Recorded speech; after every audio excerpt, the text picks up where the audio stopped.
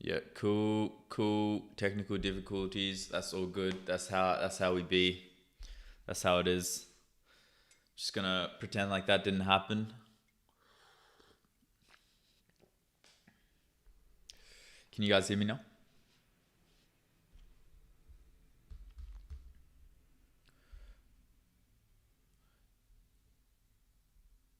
All right, cool. Agency, what's up? Sizzy Mong, I'm doing good. Thanks for asking, bro. Really straight to the point there, aren't ya? Slyphorn, you're up early. Good to see. Damon, what up? O-Kick, welcome back, as always.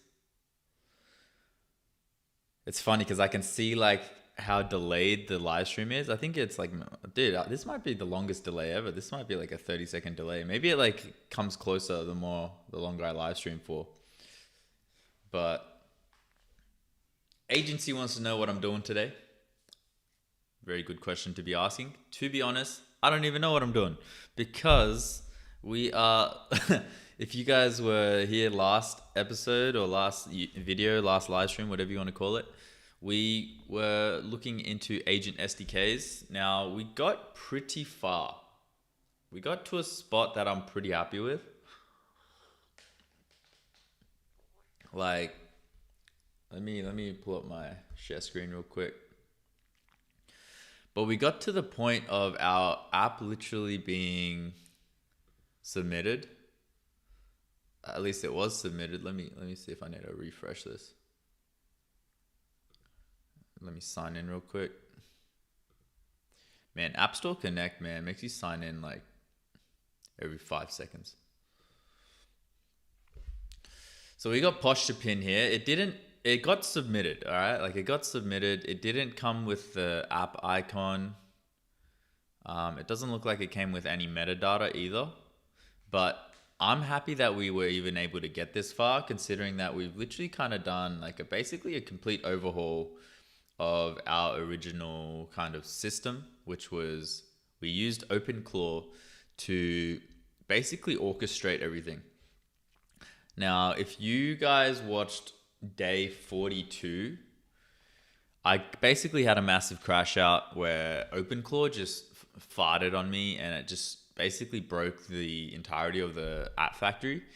And I was basically in the chat, in the Discord chat, and I was just talking to some of you guys, and one of you guys, Nose Night Ban, actually had a really good point where, if I'm to actually package this and scale this and, allow other people with different types of setups to be able to use this app factory, then Openclaw is actually a really big variable for people.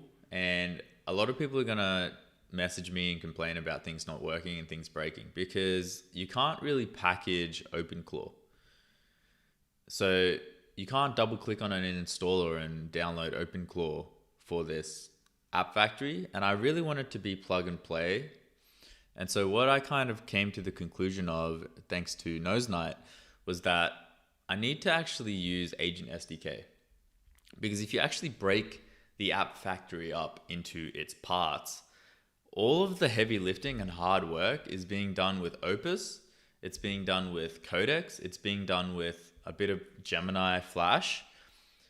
It does all of the heavy lifting. Openclaw, all it does is it just lets them connect and talk to each other. It's the orchestration layer. Every 5 minutes, it runs a cron job. It sees if the previous phase is completed and then moves on to the next phase. Next 5 minutes, cron job goes off. Oh, the review stage is completed. It passed. Goes on to the next stage. Oh, the monetization strategy is completed. Goes on to the next stage. And that's all the Openclaw setup does, right? And so I was like, hang on a second. We might not actually need Openclaw to do this. Let's use Agent SDK. Like only I think it might have been like a week or two ago that the Claude team, Anthropic, dropped their own cron jobs. So we can just use that. We can package it up in as a nice installer on the app factory and we can call it a day. So that's kind of what we're doing. And we got as far as it basically submitting posture pin to the App Store. I'm going to go ahead and test this button right now. So this should actually bring in all the metadata, if I'm not mistaken. But I think we're yet to try the installer. Set to point at the factory workspace since projects, the setup wizard would handle this on first launch.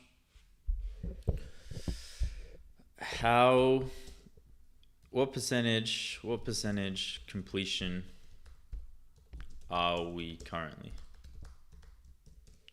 So what I was doing yesterday and what I kind of wanted to continue doing was I would get Codex to review all the code that Opus was doing. So I kind of want to continue doing that. On the right hand side we've got Codex, on the left hand side we've got Claude. And you know, Claude as agentic and as hands-off as it is, does hallucinate a little bit and it does have biases. And so Codex, with its sharp wit and its concise thinking, is able to kind of balance Opus out. So that's kind of how we're going about this, and so far it's been working pretty well.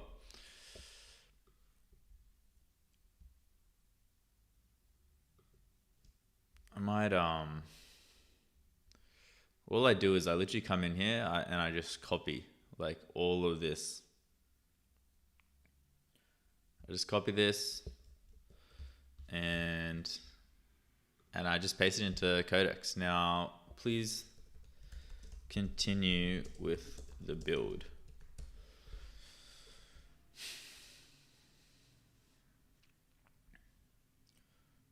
The biggest gap is the .app double-click experience. It needs to start the orchestrator plus web server plus open browser plus right now __main__.py is CLI only. Let me make it work as an app. But yeah, what about you guys? What's new with you guys? Anything new? Old Kick, I remember you were working on that scraper for Reddit. How's that going? Slyphorn, anything new? You guys were talking about some deep shit in the Discord yesterday, man. I was listening in on your topics. It was like how the economy values labor. You guys are still going, dude, look at this. 23 hours. About to do a full day of the voice chat being active, which is just crazy, man. You guys are so active in the Discord. I love it. I actually had a really good time yesterday after the live stream, jumping in there and having a chat with you guys. It was actually really good vibes. I'm gonna definitely do that more often.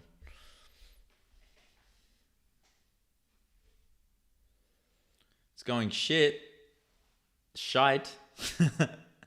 What went wrong? What's wrong, Olkick? What happened?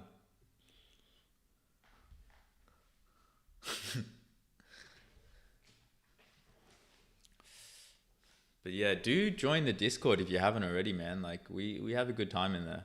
I try to make it as friendly and as welcoming as possible for everyone. So it's good to see that you guys are getting along. Was a blast for us as well. Yeah, dude, you guys did. I think it was B-Wall and Poppy were going back and forth on like how to value things if AI can do like 90% of our work. I was like, damn, this is way too deep for me, but like it's interesting. We got a lot of smart people in the Discord, man. Like seriously. I don't know why you guys watch me, to be honest. You guys are way smarter than me. I don't think Reddit is a good place to market. About to hop onto Larry's skills. Yeah, cool. Just heads up, you don't need to pay for Larry skills. I feel like a lot of people think that you do. Like you obviously, there is a paid version here, Larry Brain. But honestly, I would recommend just use Larry Marketing Experiments. This one right here. This is completely free. You can install for free. You don't need to pay for it. And this is like the best skill in the whole marketplace. I've tried the whole marketplace. These two are free. Really good. If you want to go a bit extra, there's Content Engine. There's like a few other ones in here that are good. Like if you like Notion, you can try Notion. Obviously, you have to pay for those. But this one is the winner. This is the golden child. It's completely free. Very generous of Ollie to make it free, but you can definitely try this and give it a go. Let me know how you go. I definitely want to set this up for the app factory. Now that we've actually got a few apps live on the App Store, I don't want to like really delay on the marketing too much, but yeah, hopefully we can get this app factory running and then go from there.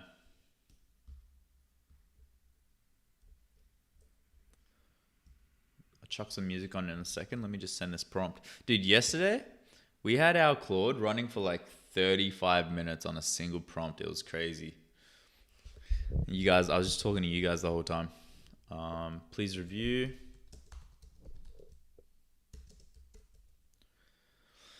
I'm really curious what GPT-6 and Opus 5 would look like.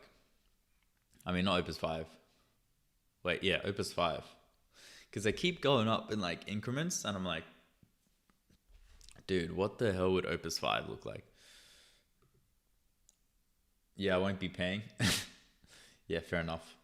Hey, have you started to use Claude subscription instead of pay for tokens? No, I have not. So what we're kind of doing right now, I mean, it depends what you're asking. Are you asking about the Openclaw? Are you asking about the app factory? Like, in what context? Because some things you do need API for, like if it's Openclaw. I try to use the Claude subscription everywhere I can. I basically use it everywhere except for Openclaw. Openclaw is the only thing that I don't use it for. Let's have a look at codexes. I've got the main issues. I'm just letting the test run finish so I can distinguish code regressions from launch flow gaps before I summarize. Review the new app launch mode and packaging claims as a code review. I'm checking the current entry point, server startup behavior, and whether the evidence supports double-click app works versus... Let me ask, where is this build located?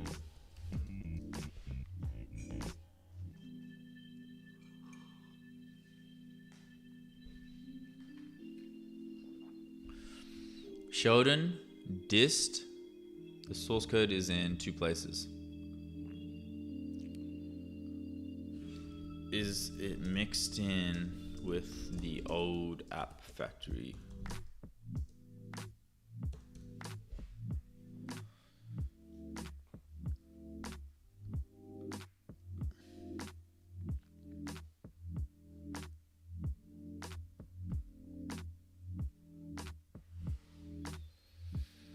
Everything is inside. The new Sheldon package sits alongside all the old files.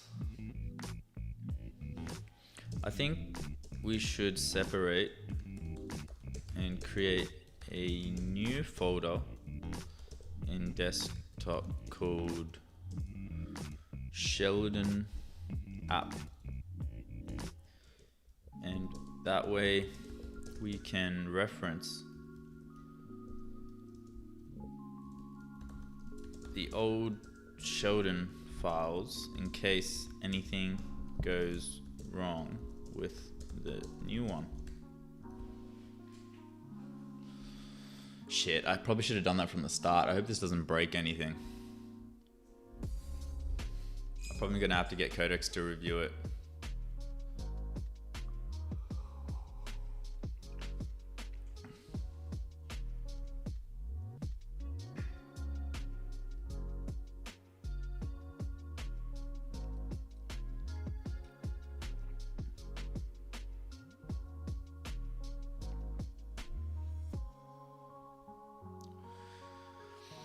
Interesting how it gave 2 options here, and that might be because it's dangerously skip mode, but it kind of just picked for itself rather than letting me choose. I'm not gonna lie, I might have even gone with this one. Total is about 575 megabytes without dist. Let me copy everything except the dist folder and old Openclaw artifacts. Now I need to do a few things. Init a fresh git repo in the new folder.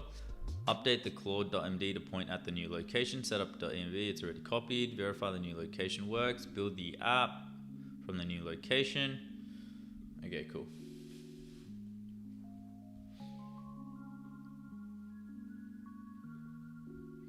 I want to try and get a lot done this live stream. To be honest.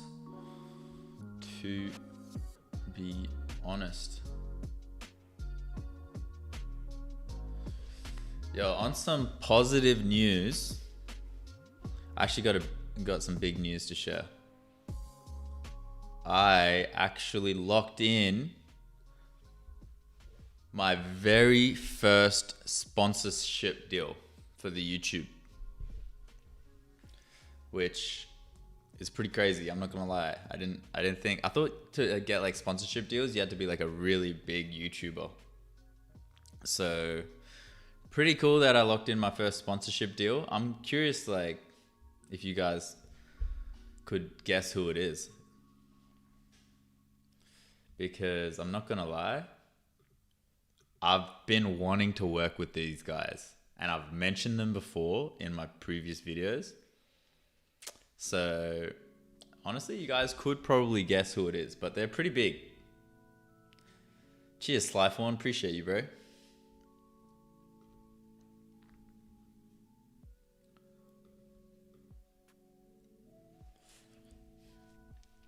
I'm not even sure if I'm allowed to like share that information. Yeah, you know, like, like sponsorship deals like a disclosed NDA thing. Like, I don't know. I'm so new to all of this. Like, I didn't even know what to charge. I just got like ChatGPT. I got Gemini. I got Claude, and I had them all look at my YouTube analytics, and I was like, what should I charge for this sponsorship deal? And they all came with vastly different answers. Like, Claude would say $2,000 for a dedicated video. I had ChatGPT say $4,500 for a dedicated video. And then I had Gemini say like 3,000. So I was like, okay, what do I charge? Like, what do I charge? And so I actually told them all each other's answers. And I was like, based off of all of their findings, what should I charge? And they came in with a middle ground of like $3,000. And I was like, okay, I'm going to offer that. And I sent it to them and they agreed. Don't leak just in case. Let me actually check. Let me just check. I really want to share it with you guys. So let me just double check the contract. Let me have a look. Yo, speak of the devil. I just got another collaboration deal. And guess who it's with?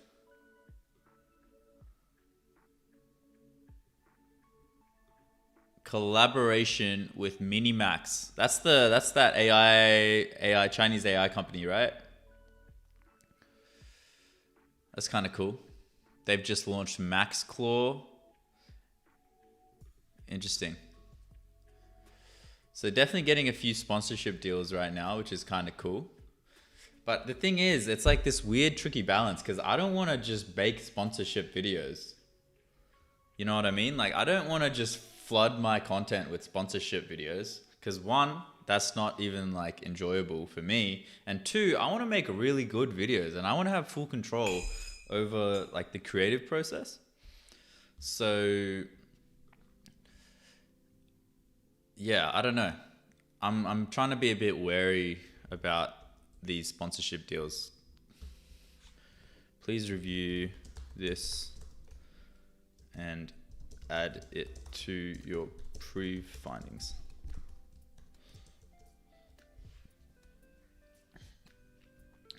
Hold on, let me check this. Let me check the sponsor. Let me check that. I think I am allowed to talk about it. Let me check.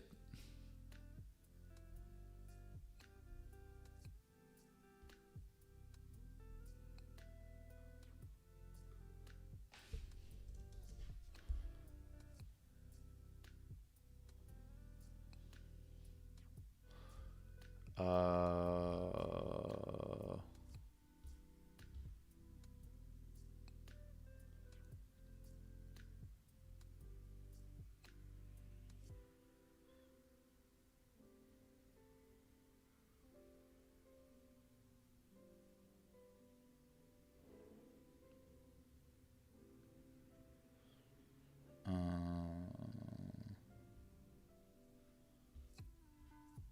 I can talk about it. All right, cool.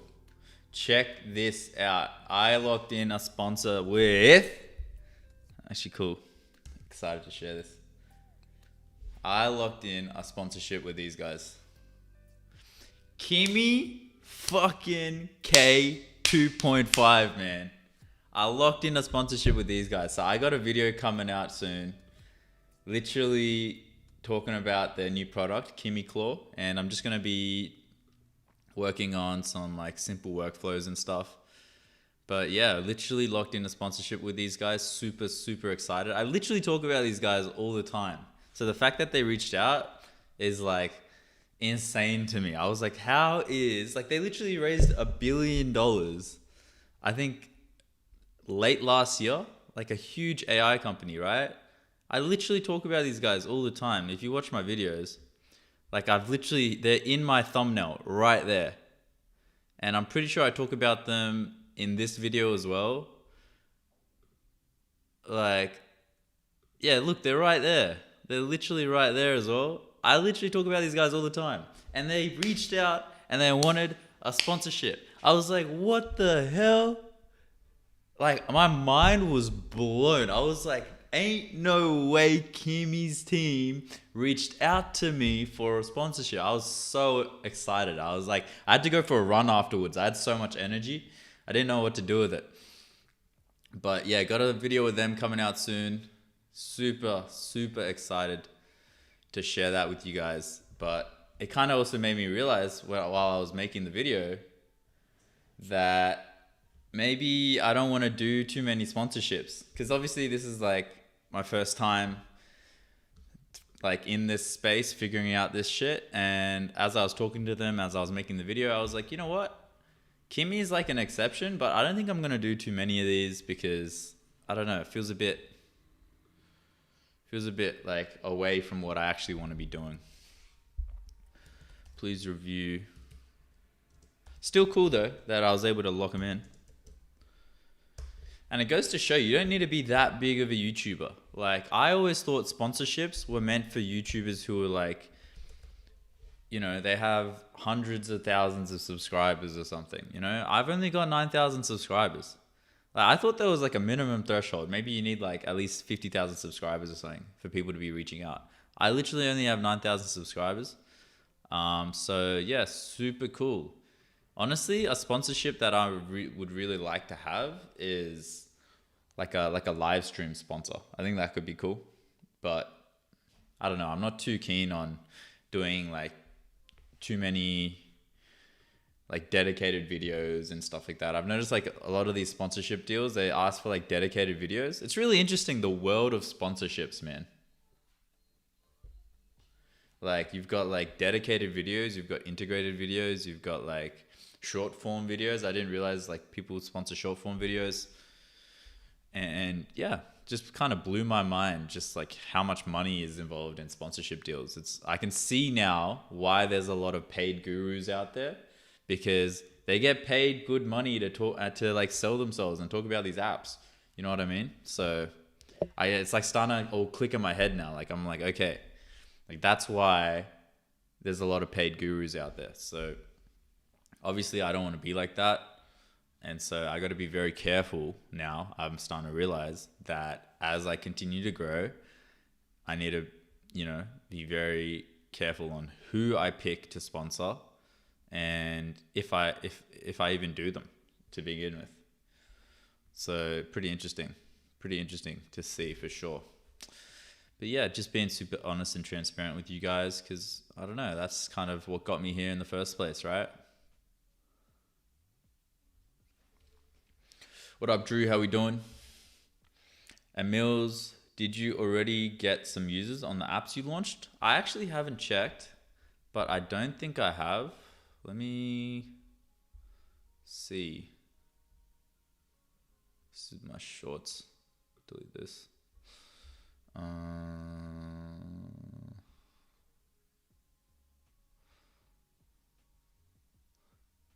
The thing is, Apple's like analytics page is like a day late or something. So I think it's like 2 days delayed. Whoa, we got 202 impressions. 10 units. No crashes, which is good. 1 session. What does a session mean? Sessions only include data from users who have agreed to share their diagnostics and usage information with app developers. Interesting. I didn't even ask for that.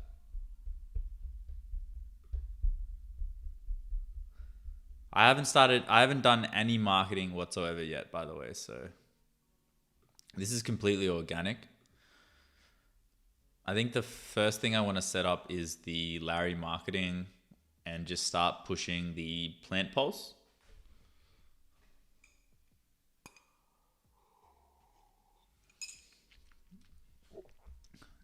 Okay, please continue with the build. This is the page that, if it loads, has some pretty interesting information. Okay, so I'm assuming a unit is what? The number of first-time app units across all of your apps. Bundle units, updates, and re-downloads are excluded and refunds subtract from total. Okay, that's cool. And this was on the 15th of March, 16th of March. We're on the 18th of March now, so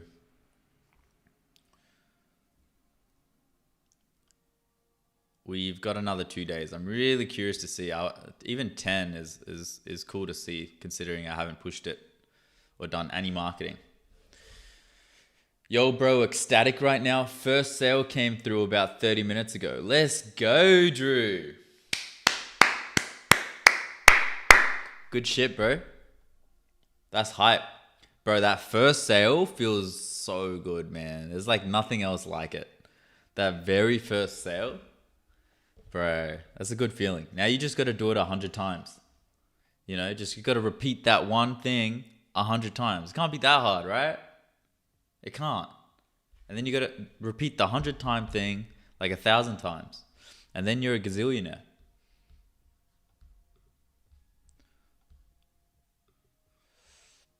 Connection failed here. Okay, interesting. Of course, Nose Knight got to come in. Nose Knight got to come in like, what the hell, man?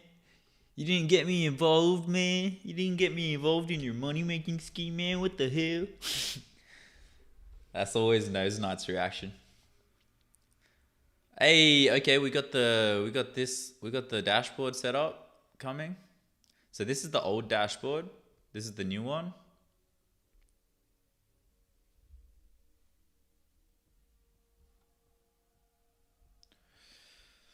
What's my usage looking like? Let me It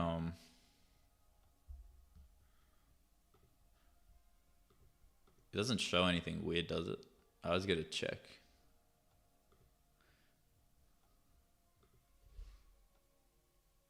Oh, we're chilling. Dude. We're so good. Oh, is this because... This is because they're giving out double usage right now, right? Like, I'm not gonna lie, I feel like I've been coding pretty heavy. To be fair though, it doesn't use that many tokens. Like, it's probably because I'm swapping between Codex and Opus. And also the fact that there's only one terminal being used right now but it feels like I'm using it a lot, right? But because it's only one terminal versus when I use conductor and there's like 5 different terminals, makes a big difference. Hey, it's like times 5.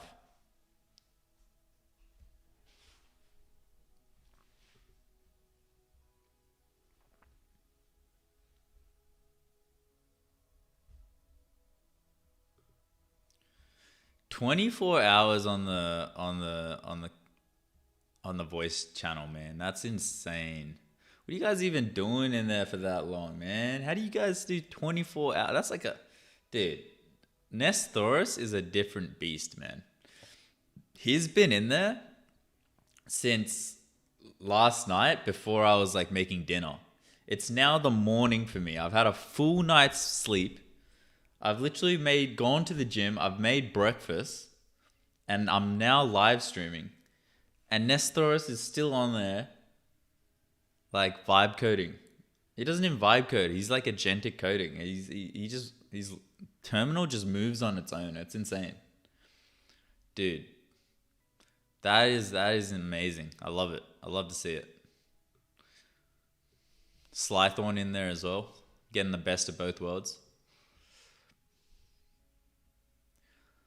The new is a standalone working factory. The old remains untouched as your fallback. Okay, cool. Let me just copy this. I think we're getting pretty close because this should be the rebuilt dashboard. So if I copy this and I paste it, yo, the new posture pin icon looks nice, man. You guys seen that? It's just some guy on a bench. I noticed it does this interesting thing on the corners of the apps. I don't mind it, you know. Dude, these icons look clean, dude. I'm obsessed with these icons. They look so clean. All right. Let's get into a level where I think I need to actually have a multi-agent environment in here because we're working a bit too slow.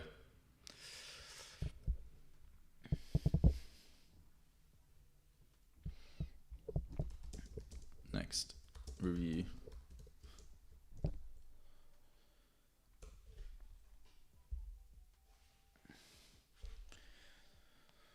Waiting on some GitHub stuff, bro, and Lemonade will be in your hands. Couple days, hopefully. Yo, that's hype.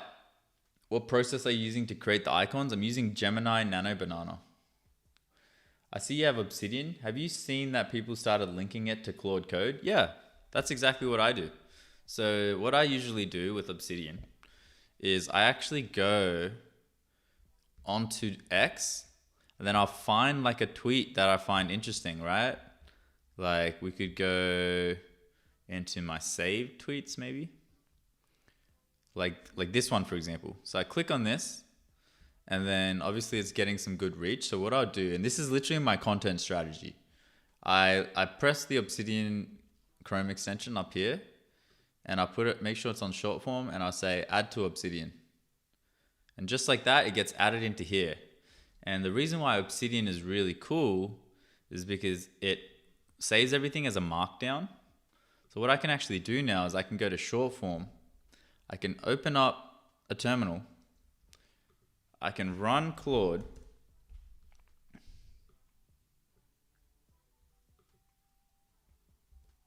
And say, hey, look at the latest Obsidian clipping and make a short form out of it based off the rules we set in this folder. And now it's just gonna go ahead and make a 60-second video. And you can kind of see like we got all these rules baked in here. README file, Claude file, we got a, probably shouldn't have shared that, but we got that. I'm gonna have to rotate that IP now, god damn it. But yeah, that's basically how Obsidian works. And yeah, I highly, highly recommend it. What's multi-agent? Multi-agent is basically, it's like this. So I have this tool called Conductor, which is a developer environment, right? And what you can do, interesting. What you can do is you can have these multiple like terminals, and you can have them all working on your app at the exact same time. So pretty cool. You should check it out. But you don't need Conductor. There's heaps of other tools out there. There's like Opencode. There's like, there's a bunch out there.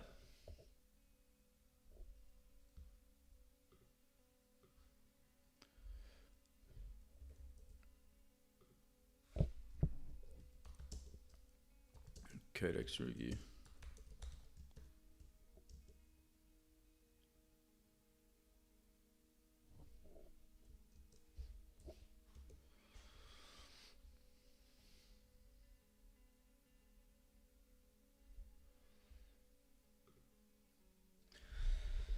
Plain and simple. If someone shows you how they do money, it's basically a course. Answer me this. Why would you tell people how you make money instead of doing the thing that makes you money?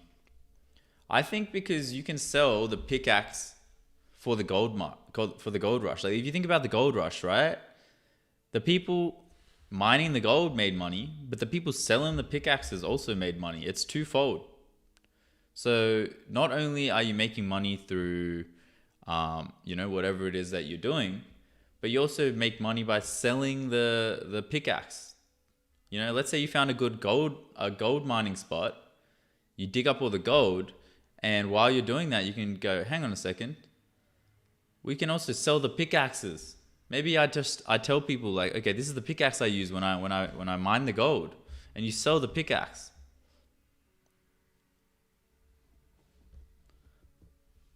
I missed episode 43. Did we get an app on the store? We actually got 2 apps on the App Store right now. We've got Split IOU and Plant Pulse.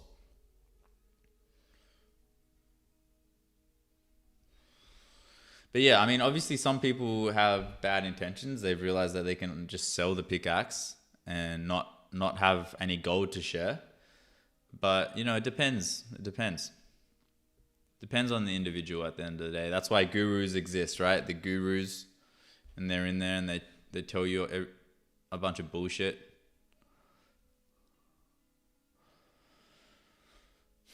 That's why I built a pickaxe. Drew. Shout out Drew, man.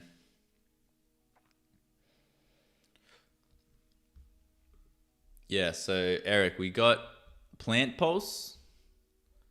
Oh, interesting. It's not showing Split IOU, I've just realized. But we got Plant Pulse in the App Store. We can see we've already gotten 10 downloads. It'd be interesting to see how many downloads converts into a sale. And if it's very high, then maybe we need to think about our flow a little bit, our conversions. Because we should at least be getting 1 sale per 100 downloads. That's a 1% conversion. And if we ain't getting that, then there's definitely something wrong with our flow or our pricing. We got to reconsider.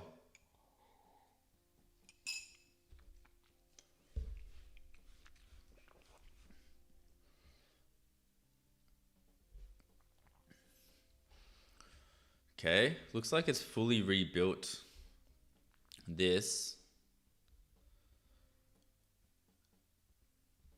Okay, it's going through. Let me see what it actually said to Codex's review. Fixing the 2 high findings and the medium endpoint issue. Finding 1, server depends on external Python 3. Fix, embed the HTTP server into the main process instead of shelling out. Let me check how. Clean fix, run the server in process via a thread with Sheldon directory set before import.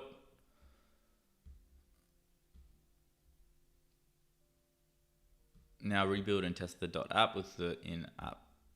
Okay, cool. The biggest test will be downloading this. The biggest test would be downloading this through my MacBook Pro and testing it out through there. Talking about gurus, did you see the videos exposing TJR? Yo, I actually want to watch that. Is it legit? Is that legit? TJR getting cracked down right now.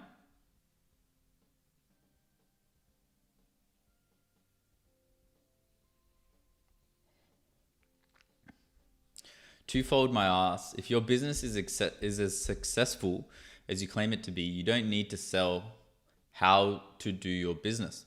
I mean, that's I feel like that's always the first biggest take, right? But one of my biggest inspirations is probably Alex Hormozy, right? Now, he doesn't sell courses, but I think his net worth is like 350 or 450 million. And you can literally go out and verify it yourself. He sells books, and if you get big enough, him and his team will consult your business on how to go from 1 million to 10 million, right? So he's like he's looking for high ticket clients. And, the same thing could be said to this guy. If his business is so successful, why does he need to, sell his books? Or why does he need to even have high ticket clients? Like, at the end of the day, there's a lot of good you can do in the world. And his books have taught me so much. You've got $100 million offers, you've got $100 million leads, you've got $100 million money models. Like,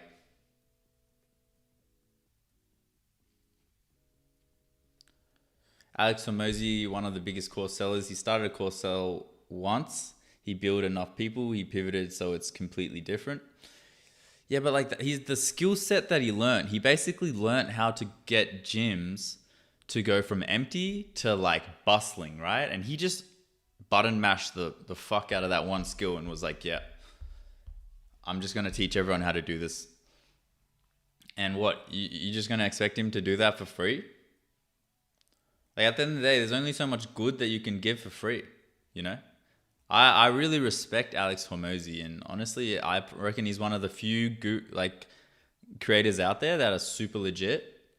And I feel like everything he says, you can definitely kind of trust, because you can literally look it up, like all these companies, what they're worth, etc. Like, you know what I mean? I don't know. I don't think like obviously to some extent, I see where you're coming from, Nose Knight, but I also disagree. Yo, so for the obsidian thing, by the way, Emils, you can kind of see, boom, it's just built a literal script based off of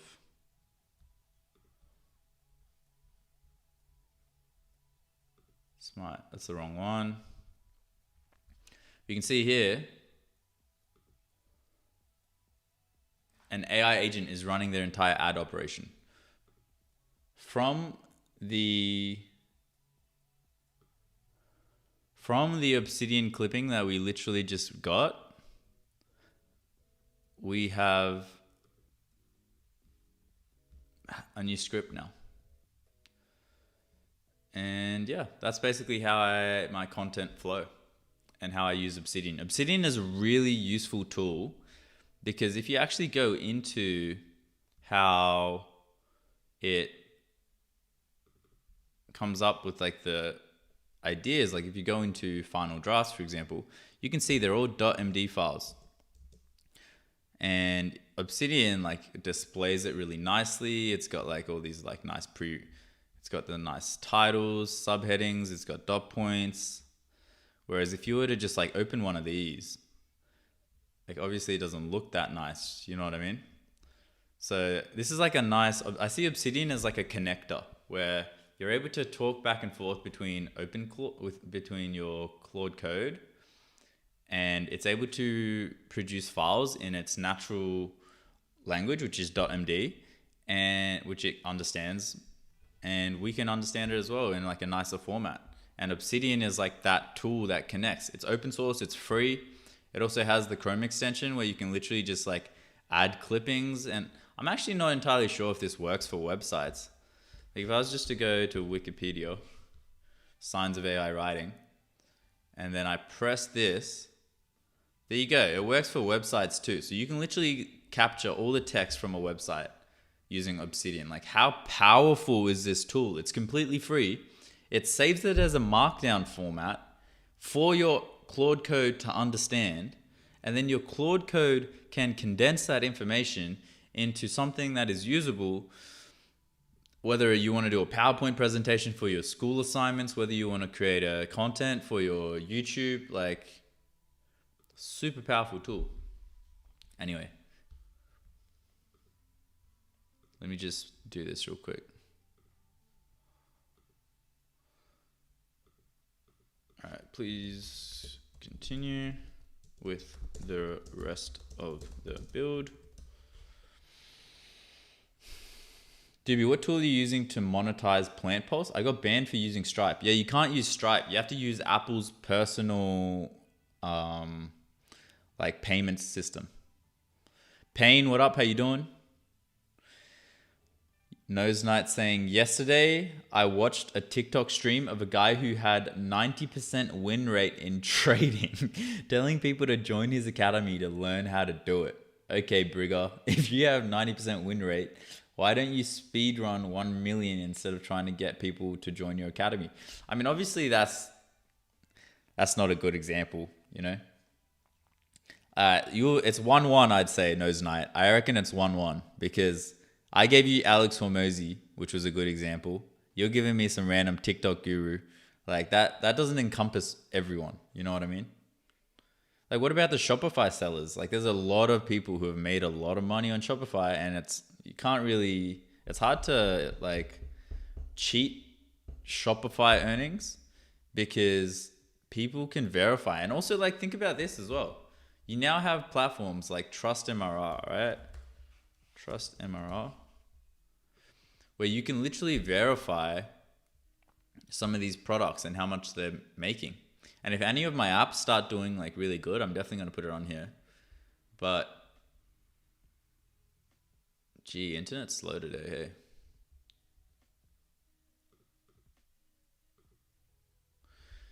You can literally see like, okay, these are the apps that's making good money. So what would you say if one of these guys make a course, you know?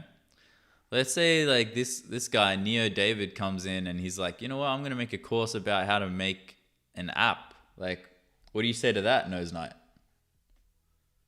Now it's fully verifiable. Like, you can see like, okay, he's actually making good money from his thing. You know what I mean? And there's heaps of legitimate people like this. The one thing I have noticed though is the people that profit off of courses that claim to be like all high and mighty and like make a shit ton of money, I've noticed they actually end up becoming the biggest, and they're the people that end up going mainstream because they focus all their attention on the content. They focus all the attention on the funnel that brings people into their course because that's what makes them the most money, right? But the legitimate people who have made courses based off of like real world experience and like, you know, like these guys, they're not as big and they're not as mainstream because they don't actually go as hard on the content because, you know, they don't need to. And so that is one thing I have noticed where, you know, generally the bigger guys are kind of fake. And obviously this isn't always the case, but it's like, what are you putting your most of your effort towards? How long has it taken you to generate the 47K in revenue? Thanks in advance. It's taken 44 days of live streaming, but that 44 days is split up across like 3 months because I haven't been live streaming every day. I've been a bit slack on that. It's my bad. A lot of things going on outside of the live streams, but yeah, it's been about 3 months, I'd say.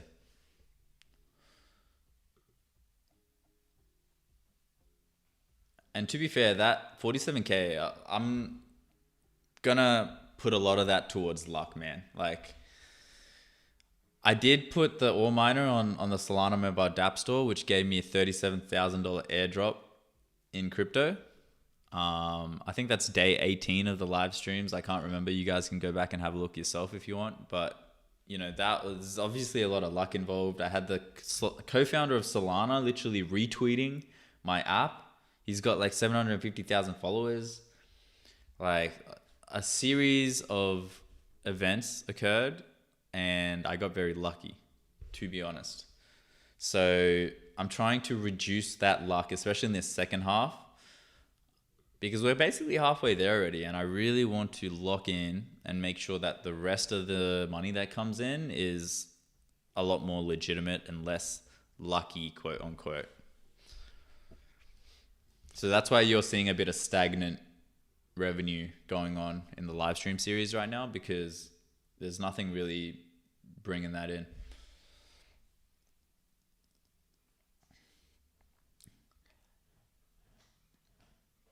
Didn't know it had Chrome extension. Impressive. Yeah, okay. The Chrome extension is so good. Corruption is not bad. Corruption is only bad if I am not involved. Yo, who said that? Pain. Who said that? Isn't that a politician? Didn't a politician say that or something? Nose Knight says, trust MRR works by scraping Stripe API. Also, there's a difference between revenue and profit. Would you say a Shopify with 1 million in revenue is making money? Of course they're making money. Why would they not be making money if they've got $1 million in revenue? That's a dumb question. Like their profit margins might be like 30, 25%. That's still 300,000, 250K. 25 to 30% is like, I say like a average profit margin for Shopify and dropshipping. The marketing becomes an inbound funnel, like a referral funnel. Exactly, right? And so if all your focus is on just referrals and getting people to sign up to your course, then chances are you might go a bit more mainstream than some of these other guys who don't care as much.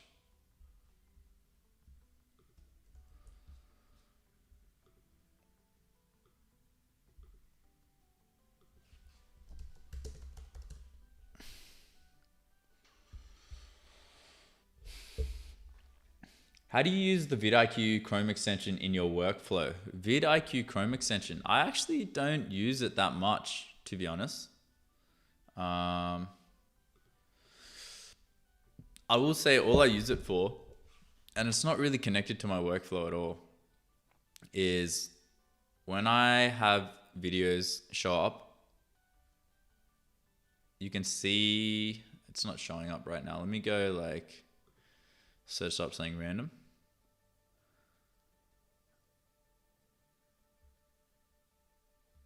You can see that it shows this 1.1x, 2.5x, 2.4x, 100x.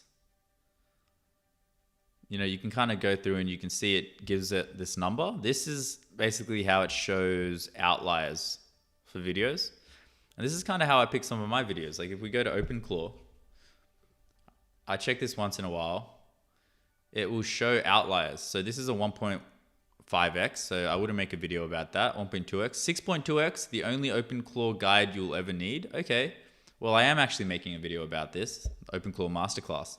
So this is kind of how I find content to make. Openclaw doesn't work until you do this. Like, okay, interesting. Local Openclaw and Ollama in 27 minutes. Wouldn't have expected this to do as well as it did. And I also like looking at their subscriber count. Like this guy's got 8,000 subscribers around my level. 54,000 views is insane if I got that. This guy, obviously, Nemo Claw came out. But yeah, that's kind of how I find the long form content. vidIQ's also got this thing with outliers, and I'm not sponsored by vidIQ, by the way. I'm just trying to share game. But if you go into outliers, vidIQ, what you can do is you can search up like Openclaw, and then you can go into filters, and then what you want to do is you want to bump this up to like 2.5. You want to make sure that they have like less than 300,000 subscribers, because you don't want anyone really big, right? And then apply. Oh, actually, I forgot one more thing.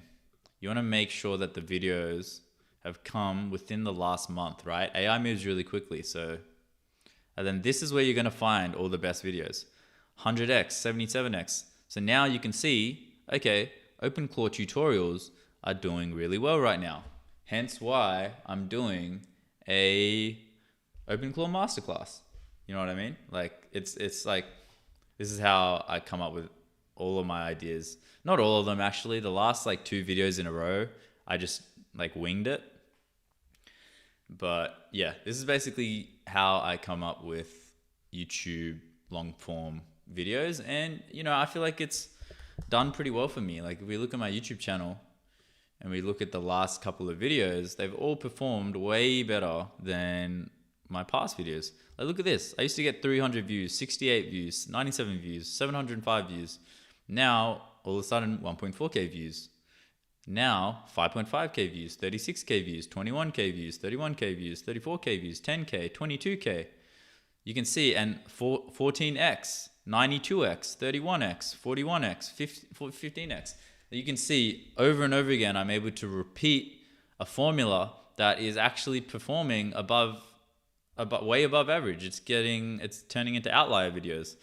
I will say this video in particular, I didn't do this strategy with, because I just wanted to wing it and see like, okay, like I just want to make a video about this because I think, you know, this is really cool. This one as well, I was like, you know, when I'm looking at tutorials and when I'm getting deep into something, I want to know what are the top 13, what are the top 10, what are the top X skills, or what are the top, you know, like when I'm playing Call of Duty, I want to know what are the top 10 setups that I can have, what are the top 10 guns, what are the top 10 maps, what are the top 10, etc. And I noticed no one's done a video like this yet. So I think that's why it might have done well, but I kind of winged it. But yeah, anyway, I'll stop talking about my YouTube because this is a vibe coding live stream and I don't want to bore you guys. But that's the source, if you were wondering. What up, Hobby Cesar? 20-30% profit margins? Holy, yeah, that's for the drop shipping. Nose night. Because if you think about it, like the Chinese guys, right, with the factories, dude, you go to AliExpress. Yeah, I'll show you an example right now. You could go like, if you search anything up that you get advertised, then you search it up on like AliExpress or something, you'll literally be able to find one of the products for like 1/10 the price. Like it's crazy. And the rest of the profit margin is just gone towards advertising. Yeah, hope that helps. Kick. You'll become huge, BB. I believe in you. Appreciate you, Nose Knight. Half the time, Nose Knight's trolling, so I can't even tell when he's serious or not. Facts. I watched the last video. Nice. Why did you move away from Replit? Replit is a little bit too restrictive because I would say there's like a skill level, right? Hold on, let me just send this prompt and I'll ask you and I answer your question. So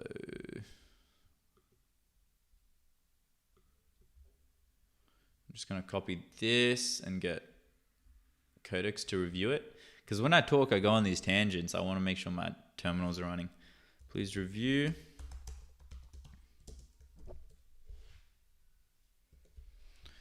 So the way that I see it, right, is with vibe coding especially. I should probably use this, but there's like a spectrum, right? And on one side, you've got like the Replits of the world and whatnot. And then in the middle, you've got like maybe where I'm at, which is like Conductor. And then you've got like, you know, all those agentic coding kind of tools, IDEs. And then on this side, I'd probably say you've got like maybe Cursor or something. But this is like your ability to understand like I guess, coding. It's like, how comfortable are you with coding? How familiar are you with talking to an AI? Like, these are all the kind of things that impact where you are on this spectrum. Okay. Now, if you've never touched code before, you want to look at things like Replit or Lovable, because they basically handle everything, right? They handle the deployment, they handle the database, they handle, they can even handle your URL if you want a custom domain. They handle everything within a box, okay? But what's kind of shitty about that is, you can't choose your AI model. You can't, there's a lot of restrictions around that. They charge a premium price for the convenience of deploying through their servers, for example. Vercel, you can literally deploy for free, but in Replit, they're going to charge you $20 a month. And that's just for the cheapest option. They can charge you up to 40, 60, 80 even at times. So, that's the convenience. But I recommend it if you're on the lower end of the spectrum, So, and I'll probably call this like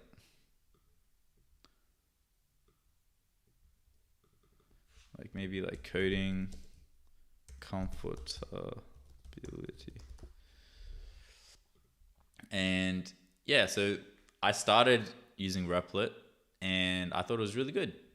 But now when you want to build like more complex things, or you want to do something more efficiently, then you got to start looking at IDEs, right? Like, okay, maybe I do want to actually use Claude Code and I want to do it inside of a terminal.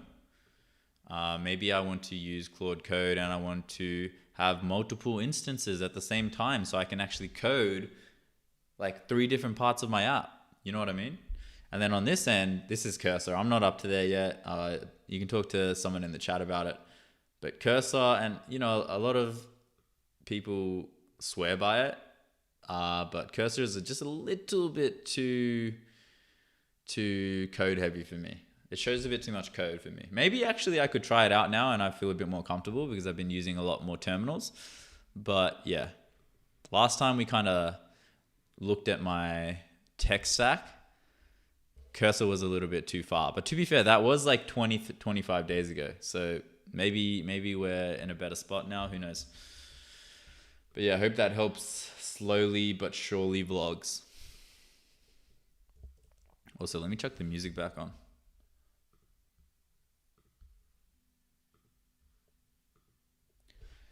Have you used Codex, by the way? Oh, you are. Never mind. My bad. Do you like Codex, Payne? Are you a fan? You're so smart, Bibi. You're right about everything. Can you help me make some money this month? Nose Knight, you're a troll. Hey, what's good, bro? Not much. How you doing, Carl?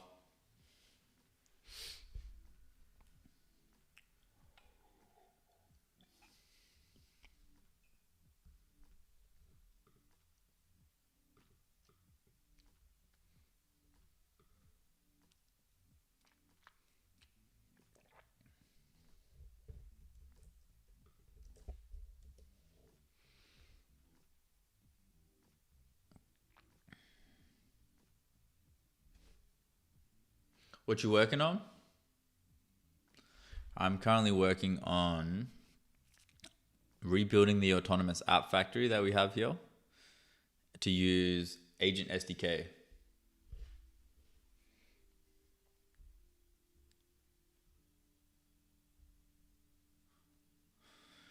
Claude clears, not gonna lie. Facts, Claude Code is where it's at. Yeah, everyone's a Claude Code fan in here.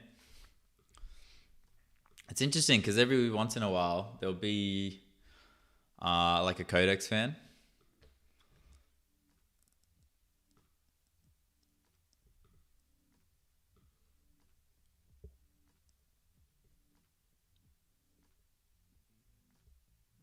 If you want, I can review the phase gate design once you draft it. Please continue and take this into account.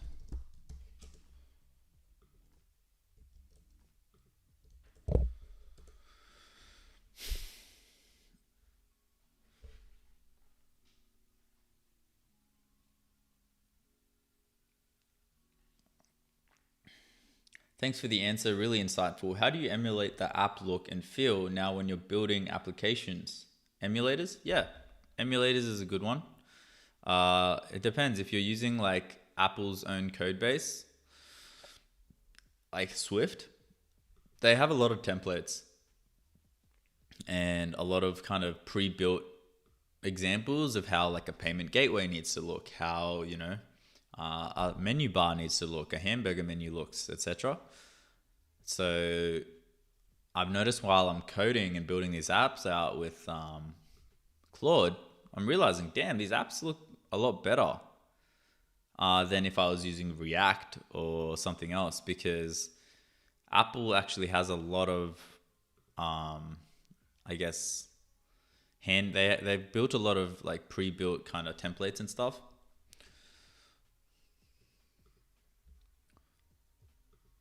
It's kind of cool. I actually really like building with Swift. I feel like a dev when I say that. Building with Swift.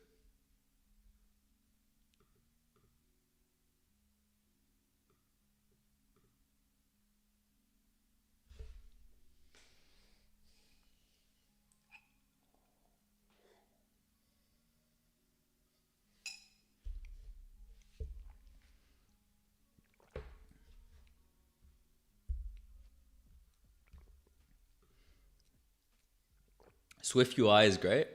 You a fan, Damon?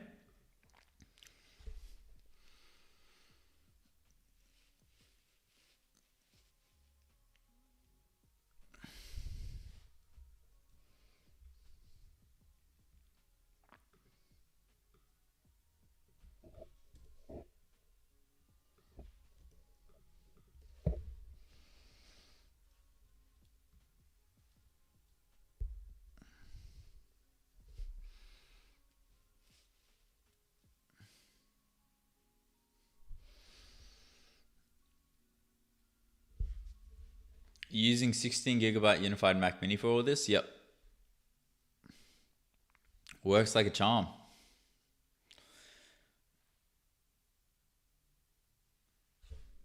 Can you give us a little backstory on your setup you're running right now? I'm new here.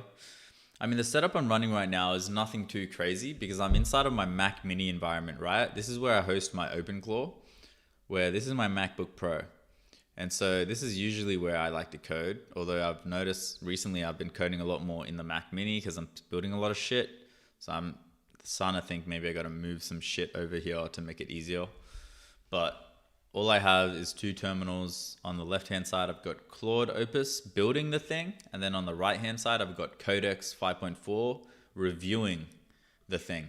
So every time Claude comes back with something complete, I'll basically copy the entire chat and I'll just paste it into here and say to review. It's got access to the files and everything as well. And just getting them to talk back and forth to each other is basically my current tech stack, I guess you could call it.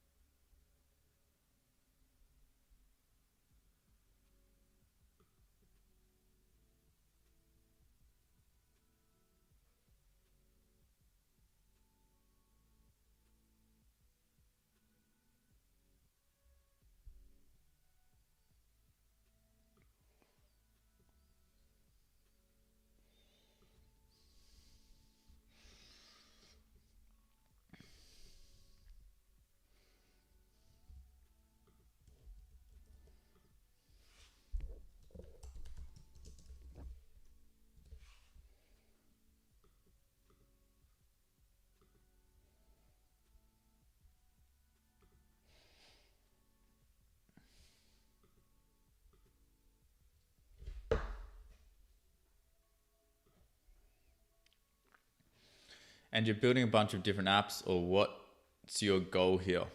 So we built an autonomous app factory that actually builds the apps for us.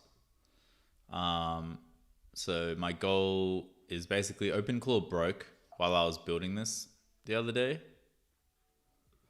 And so we are rebuilding this entire app factory from scratch. We started last live stream and we've just continued on from where we left off. Medium is good, so no highs.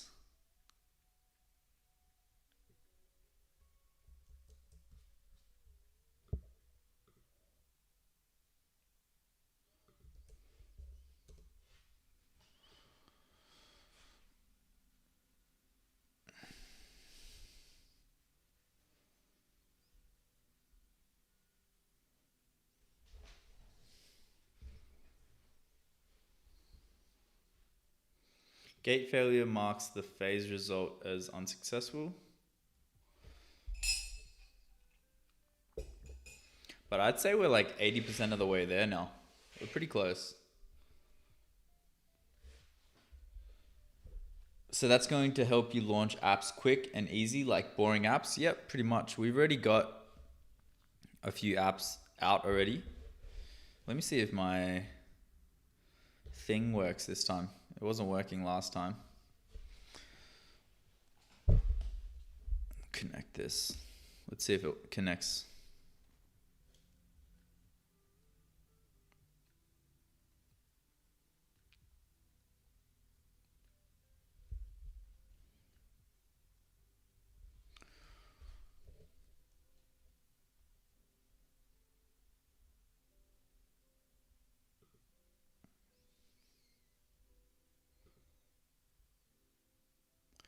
Yeah, I don't know why it stopped working. Maybe it needs an update or something.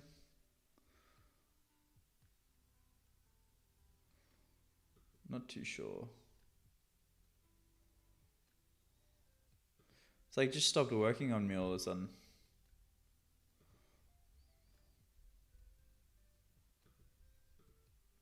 But this is how I would kind of try reload.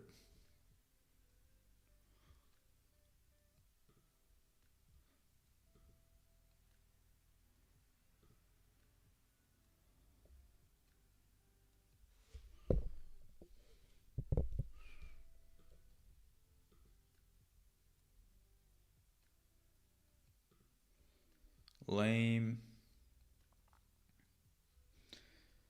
But, I mean, I guess you can kind of see it here. But you can kind of see a bunch of apps that have been submitted into the App Store. You've got GymSnap, which actually hasn't gotten verified yet. We've got Warranty Vault.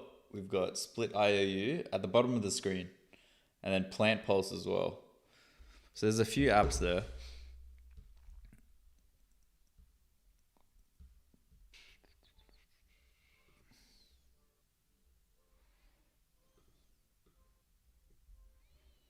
A 111 tests covering all paths. Jesus.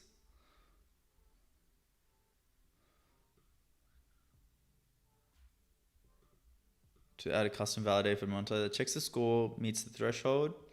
The simple field presence check isn't enough. Let me restructure to support both field checks and custom validators. Okay, please continue. What's left to build?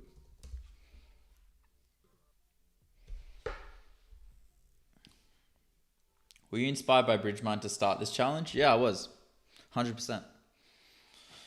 I have my own AI company as well, and we are working on some projects as well, so it's just cool talking to people in the space. Agree, bro. Agree. Kyle Ventura.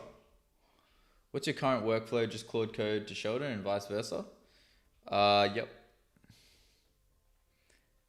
That is the current, although I'm thinking of getting Conductor in here because Mac Mini environment I'm starting to be inside of a lot more, so it kind of makes sense that I actually put a bit more time towards it.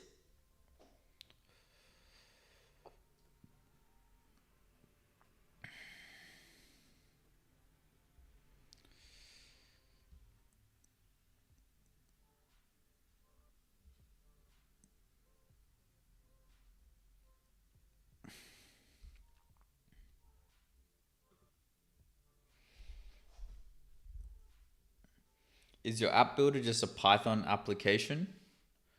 I mean, it uses agent SDK, Claude's agent SDK. I don't think it is just a Python application.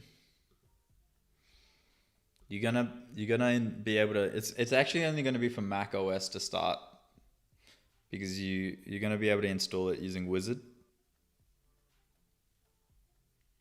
What happens if you leak API keys on stream? I've done it heaps of times, to be honest. I just got to rotate them. It's not that big a deal. It's honestly just a pain in the ass because I just got to rotate them, but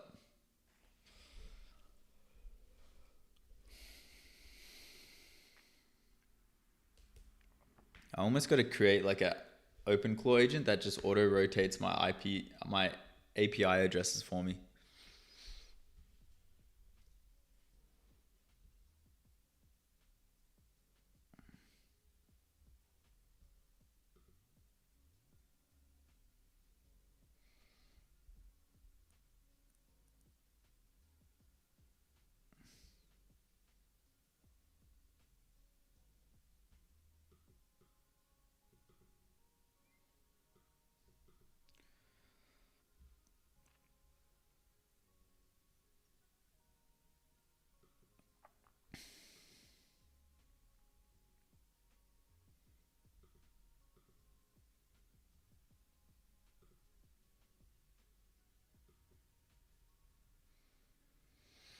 Okay. Let me just copy this. Let's see if Codex thinks we're ready. Because Opus is giving that language right now. Opus thinks we are pretty much done. Can you confirm?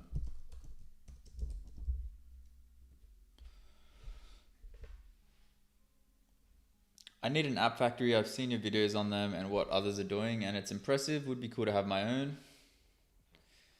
I mean, all the content's out there, man. I've live streamed every single build that I've ever done to do with this app factory. When did you start building your app factory, and how does it work exactly? I mean, I started building it like maybe 2 weeks ago. If you want to know how it works, you should look at my video, because I go in depth about it. It's this one right here. It'll explain it better than I can, to be honest. This one. I built an AI agent army with Openclaw to make 1 million a year. This talks about my app factory in depth. So if you want to check it out, please do so.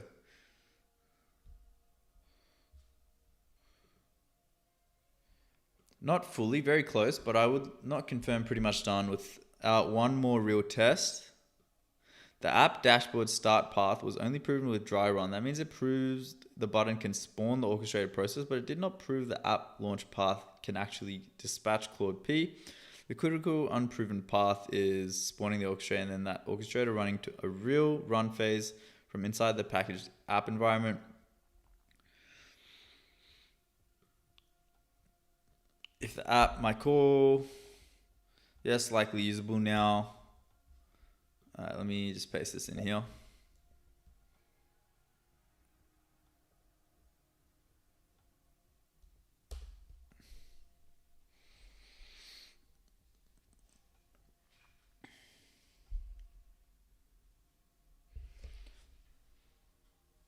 You don't use Whisperflow? I do use Whisperflow, but like I said, I'm in a different environment to my MacBook. So Whisperflow is connected to my MacBook, which is connected to my live stream. So it doesn't work inside of my Mac Mini. Look, when I try to talk through this, it doesn't work at all. So it just doesn't work. So unfortunately, I'm unable to use my Whisperflow voice annotation through the Mac environment, which actually slows things down drastically. I've tried having like a Google Docs next to it and like using that, which is connected through the Mac Mini. It's honestly confusing but honestly learnt to try not to use it. But we've been using the Mac Mini so much to code. I'm starting to think like maybe I just need to bring my entire coding tools inside of here. And I might need to even buy a second microphone because it's just getting annoying now. There's no workaround. The workaround is if I got a second microphone and connected it to my Mac Mini.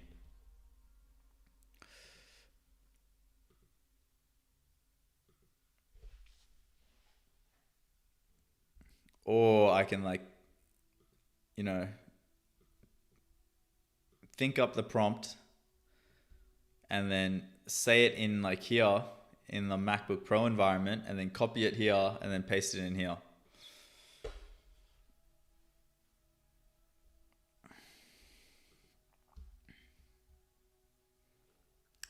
Everything seems to be working pretty good here.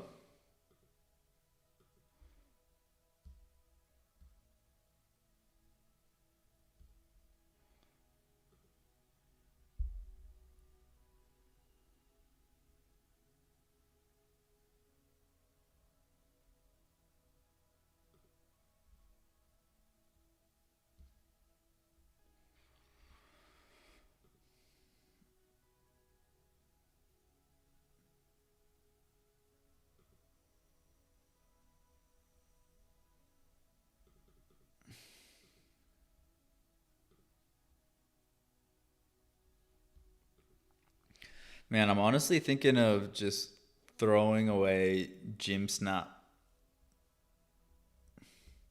because they were the old apps that we built in the old loop, and it's annoying because they're kind of bottlenecking the rest of the apps because we keep having to fix shit.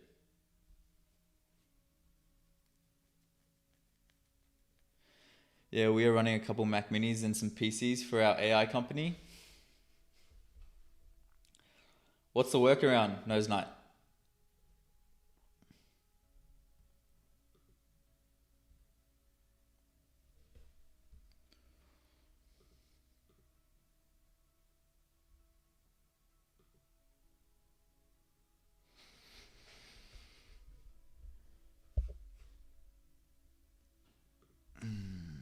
One test to close it out, launch the .app, hit start without dry run, confirm Claude P dispatches, dashboard is up, now hit start without dry run, all projects are in, deploy submit, unapproved or logged, so the orchestrator will scan but won't dispatch for those, but it will try to start a new project from queue.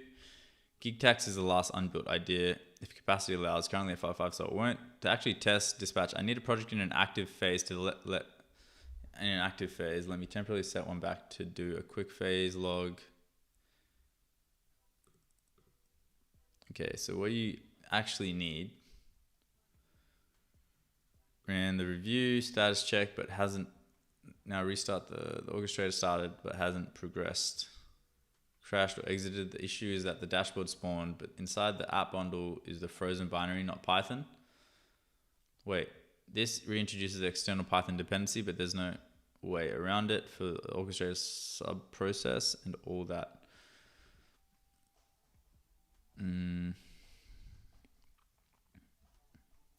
Now rebuild, relaunch, and test. Okay.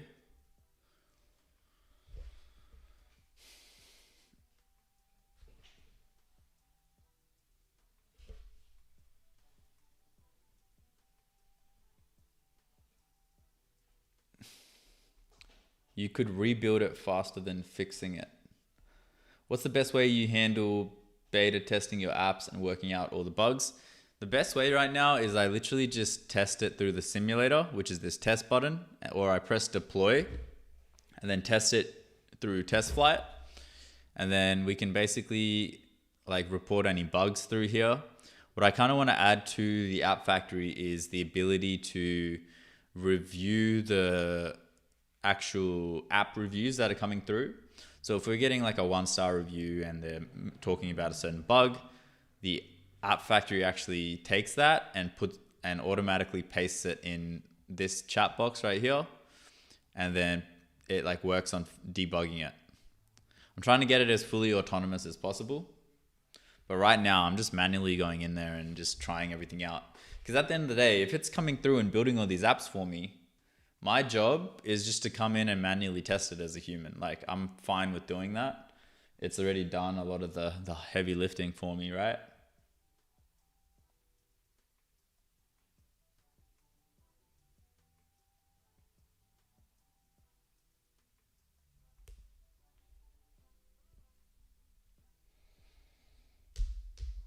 BB doesn't have E to E tests or a CL pipeline. Classic doobie.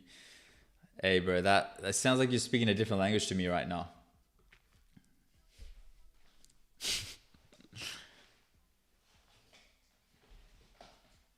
The other thing, Kyle, is I'm actually from a non-technical background. Like, my background's actually marketing.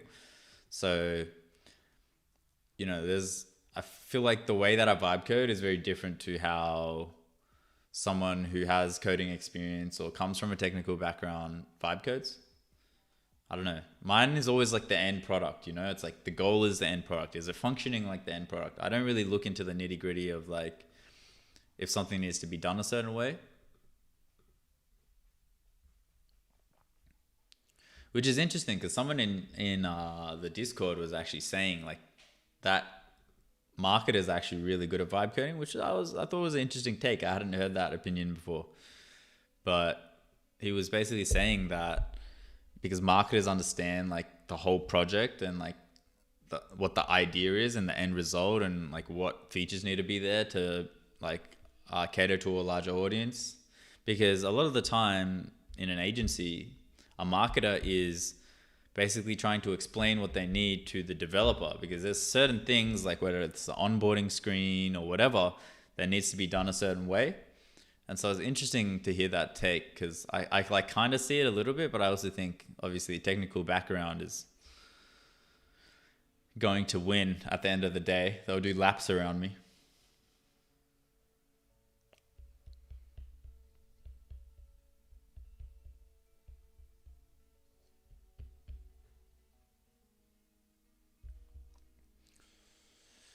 Okay, it's opened up 3 now. So can I just get rid of these?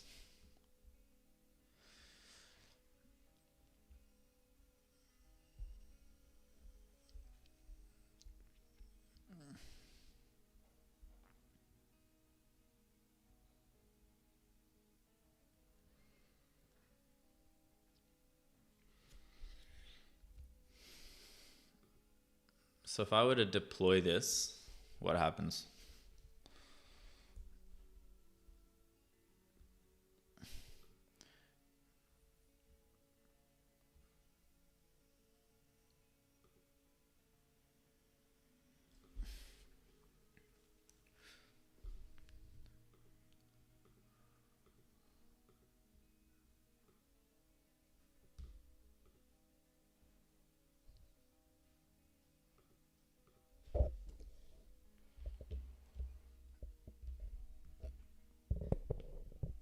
DMG, yo, we're getting there. The installer. I was actually really impressed with the posture pin app that came out. I'll show you in a second, but it's done a really good job. Like, you wouldn't have thought that an AI automatically coded it. I was really impressed.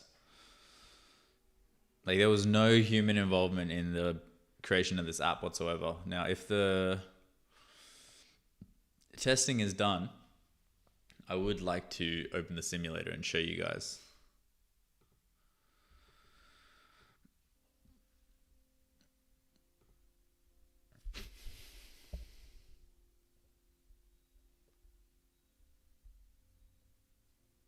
I'm not sure if this is going to have it.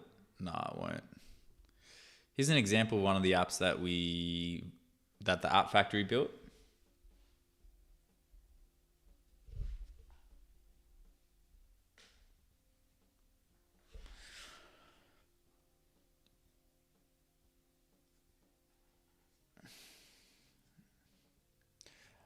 I'm new here. You motivated me to create an app. Let's see how the grind goes. Good luck, Lewis. I'm rooting for you, bro. Yes and no. Let's say you're a marketer and you think adding this feature is very important. You waste 2 weeks or so making it and finally add it. Then your beta testers or real customers say the feature sucks or they don't need it. Then what? I mean, but that's the same. That's the same thing for a developer. I would argue that a developer is more likely to make that mistake than a marketer, because a marketer knows what validation is. A marketer knows how important user feedback is. A marketer is more front facing than a developer, so they would be less likely to make that mistake. Though everyone is capable of making that mistake, I would argue that a marketer is actually less likely to make that mistake. Knows. The whole point is not to develop a perfect app. Design the MVP and launch as soon as you can. The users will tell you what they want and which features the app really needs.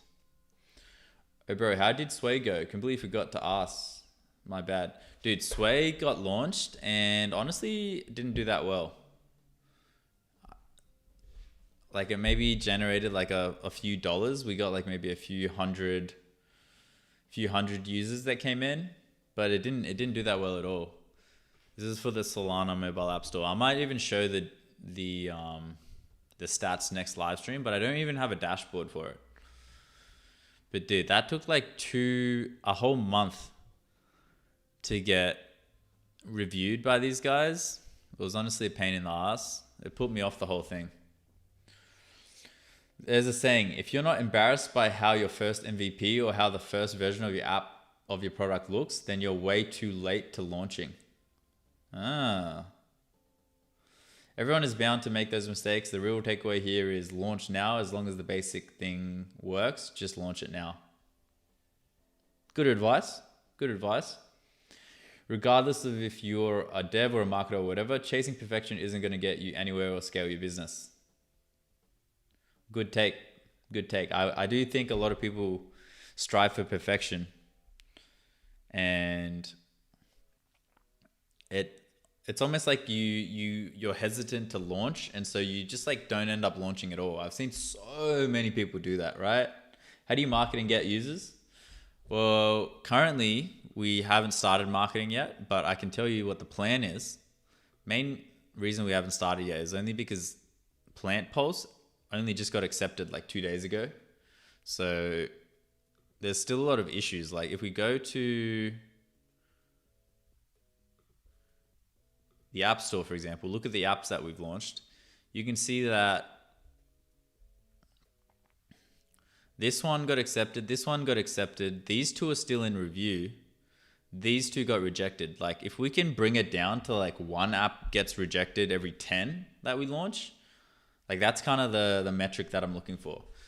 In terms of actually marketing, I'm about to point you to another video, but I'm going to be using Larry Marketing, which basically automatically lets your Openclaw market apps. Check this video out right here. Generate 1 million views on autopilot with Openclaw. This skill called Larry Marketing basically automatically uploads slideshows to TikTok. And like you can kind of see the results yourself, right? Like Oliver, the creator, he's done it for his app Snuggly, right?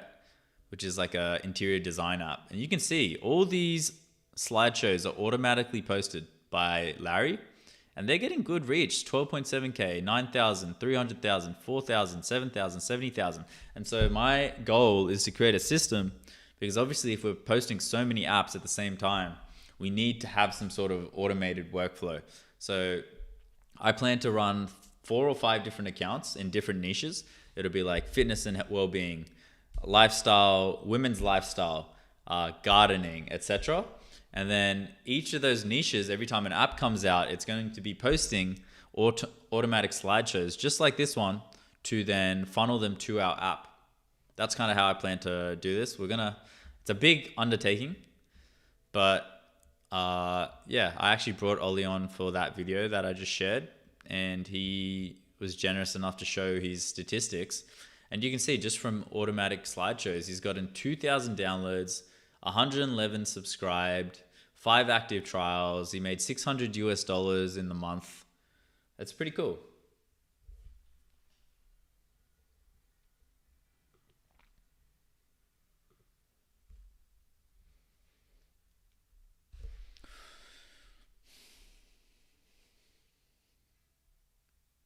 Marketing is a whole other game. First, you have to identify who's your target audience, then attack those channels. For example, Plant Pulse. Are you going to market it or on X or Reddit? No, I'm not going to market it on X or Reddit. You got to identify where does your target audience live. I'm going to market everything through TikTok and Instagram.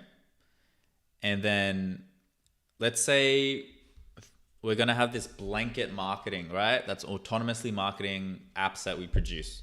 One of those apps is performing at, just like I showed with YouTube, right? I'm going to be using the same strategy. Okay, this video is performing slightly better. Let's make a video about it. Oh, this video about Openclaw, that use cases, let's make a video about it. Like, I'm going to be doing the exact same strategy that's helping me find YouTube videos that are turning into outliers. And I'm going to use that knowledge into the apps that are launching. So out of the 10 apps that we launch, we market all of them autonomously through TikTok. Out of the 10 apps, maybe 1 or 2 actually performs better than the others. I'm actually going to double down on those and create more fleshed out marketing operations. Does that make sense?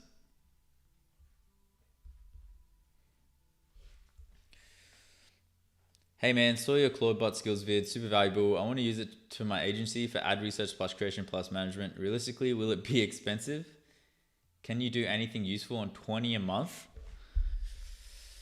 I was thinking to use OpenRouter plus multi-models so it doesn't waste it, etc. I mean, it depends what for ad research, creation plus management. You see, all of those things requires its own API keys and its own things. Does that make sense? So, like, for example, research, you need an API for searching the web. You need an API for X. You need a fund. There's a lot of things inside of each of those processes that are going to require money. Won't you market on YouTube Shorts? I probably won't because they don't have slideshows, do they? I don't think YouTube Shorts has slideshows yet. Hey, I'm using OpenAI Codex with Openclaw through my GPT subscription. Today I hit my weekly API limit. Are there any settings or adjustments I can make to avoid hitting the limit so quickly? Yeah, you could reduce the heartbeat and how often it heartbeats. I think the default is set to like 30 minutes. So you could probably bump that up to like 1 hour or 2 hours or even 4 hours. That's probably one. You could add if it's a local setup, you could add a local AI model to do certain tasks, like maybe cron jobs or heartbeats. You could do maybe, hold up, let me just double check this right now. Let me get my terminal running first, one sec. End-to-end, here's the final proven state. Let me just copy this.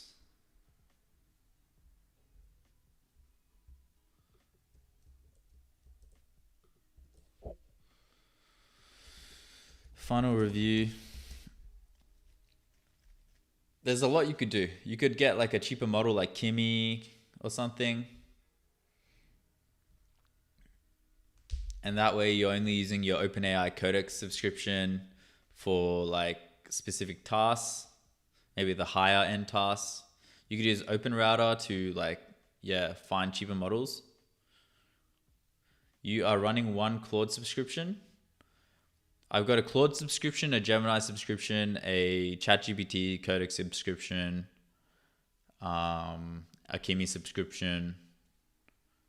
Yeah, I've got 4 subscriptions. Based on your experience, how much should I realistically expect to spend per month to use Claudebot for agency tasks?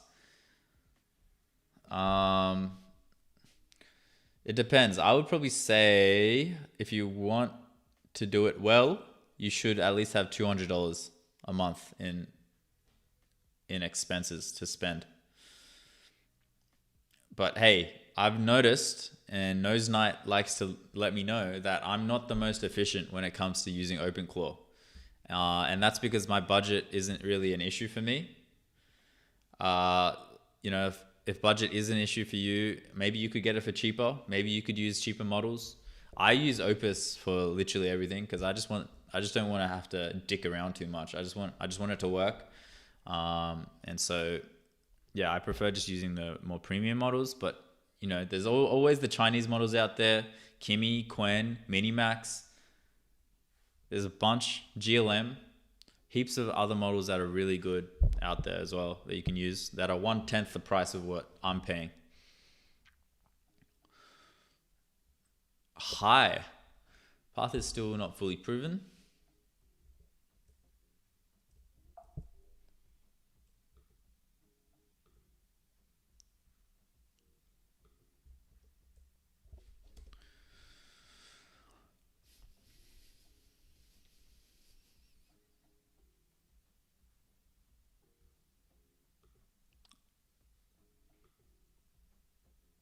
Okay, so if I press start factory, connection failed. Is it because I haven't got it downloaded yet? Let me just... Oh yeah, we're showing this app. Man, my ADHD is crazy, dude. I was like in the middle of showing this. I didn't end up showing it. So this is Plant Pulse. You can go through the onboarding stage. And then what you can do is you can actually add like a plant picture. There's an AI feature that will like scan your plant and it will tell you like identify with AI. Now, obviously with your phone, you just like take a photo of your house plant. Citrus lemon. I didn't even know that was a citrus lemon. This plant requires full sun exposure, well-drained soil to thrive. And you can even say what your climate is. Like in my apartment, the temperature is relatively warm and dry, or it's hot, arid and hot, cool and humid, tropical and wet. And this will give you a good understanding. And it tells you your watering schedule, save. And now you have this app here. And then you can also diagnose like things as well. So you can go in here and you can like, and I'm just using this because it's the only stock photo with a plant in it. But you can go in here and then it'll diagnose and it'll say nitrogen deficiency or overwatering root stress, common in citrus. Check soil moisture, and I'm assuming that's based off of this one yellow leaf. But yeah, it's pretty cool. It gives you schedules. It'll notify you on your mobile device. It also gives you a journal of when you last watered it. Cool app. And then basically it's a freemium model. So what happens is you can see it here. It says 2 free plants remaining. So you can add up to 3 plants for free. But if you want to add a 4th, then it starts charging you.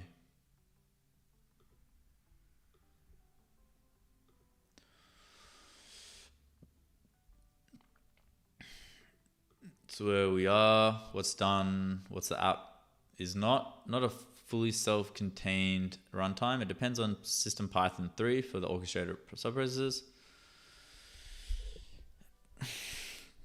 Is agent SDK used for the cron jobs?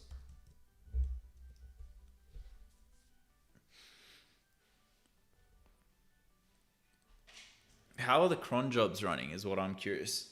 No, the agent SDK isn't used anywhere in the final build. Is using a Python asynco sleep loop in Sheldon. Okay. That replaced Openclaw's cron. The AI work is still done. It's pure Python scheduling logic.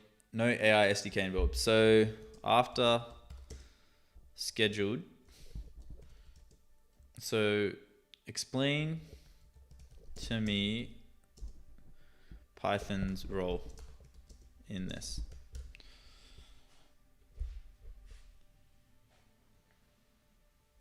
That's narrow niche as fuck, making Plant Pulse app, but seems cool.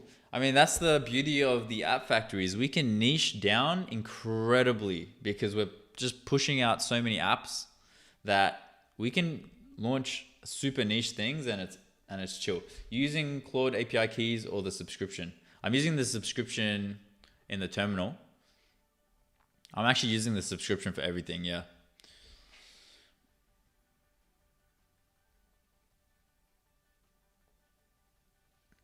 Analog says his $200 Claude Code plan has allowed him to create and deploy several softwares. So yeah, you don't need to go crazy. Claude Code plan is very generous as well. Like they give you like 10x the value in their subscription.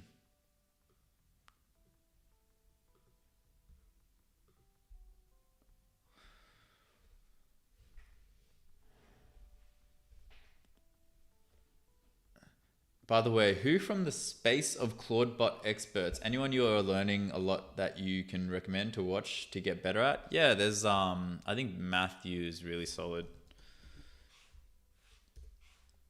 Matthew Byrne is really good.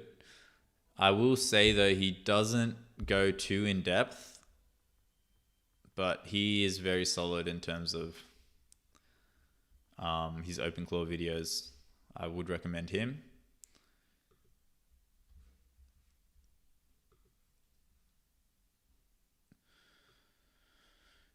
Okay, so Python's role is a schedule engine. It decides what needs to happen and when, then tells Claude CLI to do it. Here's the simple version. Openclaw cron every 5 minutes. Launch.sh after. Python m Sheldon starts every 5 minutes. Python reads project states, phase planner, builds prompts, Claude does the actual works. Claude CLI does the exact same job it always did, reading files. Python replaced only the management layer. Telling Claude what to work on. How does Python know if a job is not complete within the 5-min cron?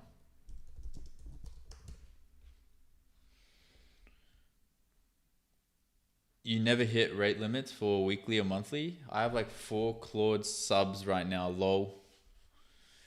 I mean, I actually haven't. No. I think I got a 2x Claude subscription plan for 2x max, and it's doing wonders for me, man. I haven't hit it at all. Doesn't need to. Claude P is a blocking call. The 5-minute sleep only starts after all work finishes. Here's the actual flow. So if Claude takes 20 minutes building an app, the orchestrator just waits. The process blocks until Claude is done. The 5-minute interval is between loops, not a hard timer that interrupts work. The old bash launch worked the same way. It's called synchronously. Okay. Let's say the bottleneck is me, as I need to manually submit these apps. What happens then? I don't touch the app factory over the weekend, brackets 48 hours. All right, I think we just got to go ahead and launch this thing. I'm actually really scared, so I keep delaying it, but let's go ahead.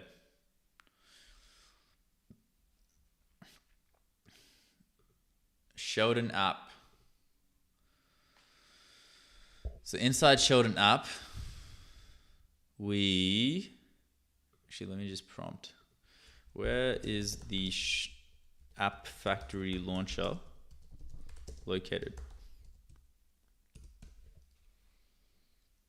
I should say installer. Yeah, I'm going to take a quick piss. Give me 1 second.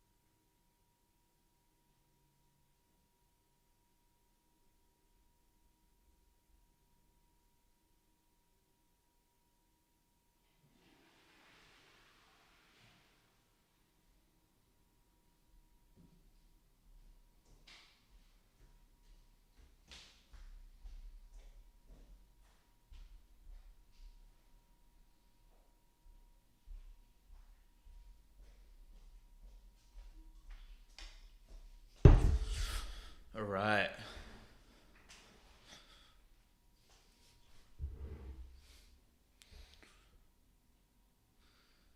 Let's do this. The installer DMG is at Sheldon app dist sheldon.dmg. The app inside it is The app inside it is at, but as we discussed, the .app is just a dashboard launcher. The real way to run the factory is app Python.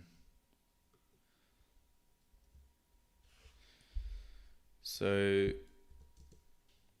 we can run the factory by pressing start on the dashboard though, right? All right, so it's inside. Yes, you can start button on the dashboard work. It spawns the orchestrator which scans projects and dispatches. The caveat from the review is that the .app start code path wasn't fully proven end to end in one clean test. It was proven from the CLI path and the start button was proven to have spawned the orchestrator. Machine should work because, okay, let's have a look. Can we change the local port to something else, as that was where the old app factory would be, brackets 7777. So we want to keep them separate.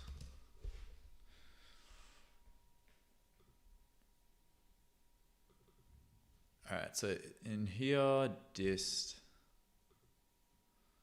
Okay.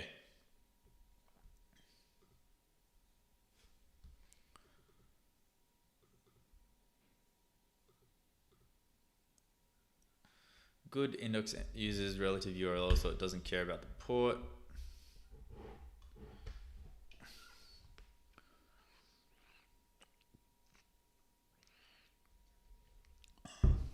Man, I'm nervous.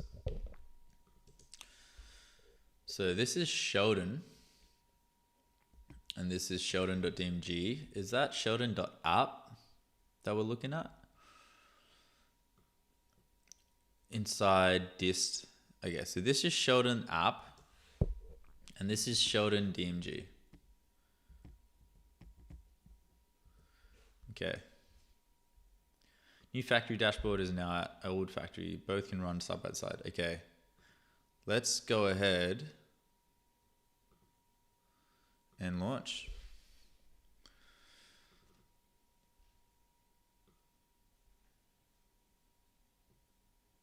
Did that do anything?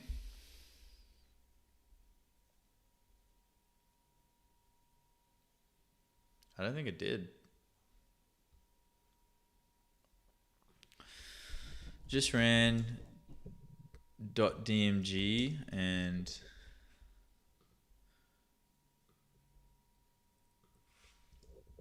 a window popped up with the Sheldon app icon.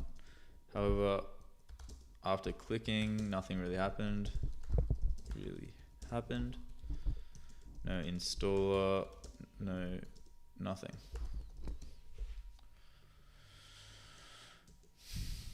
Man, was it dumb of me to think that this would just work off the rip?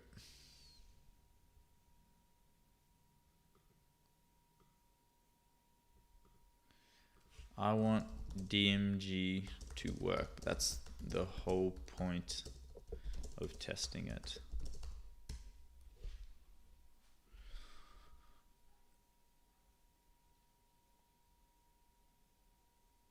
I might need to get Codex in here, man.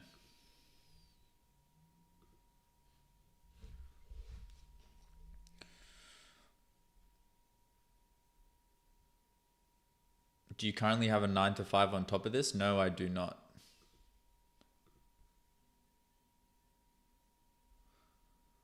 Why it's not working? I launched the .app directly and capture what happens. App is alive, but not serving on port 778. The server.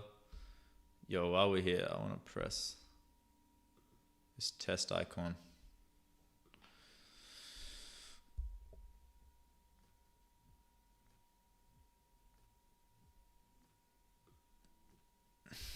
So we got posture pin here. Welcome to posture pin. Build better posture habits with gentle reminders throughout your workday.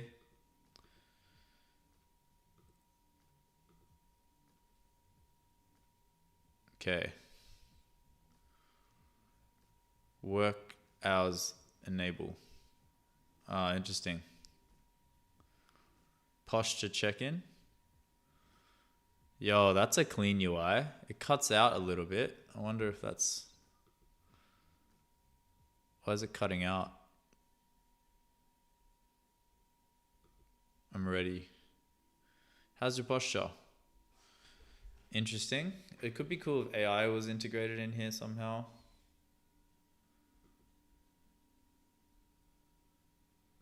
Okay, they got the AI check. Alright, definitely some improvements to be made. Not a bad first take though.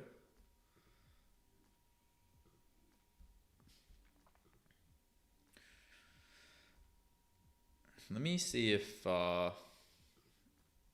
because I didn't actually test app.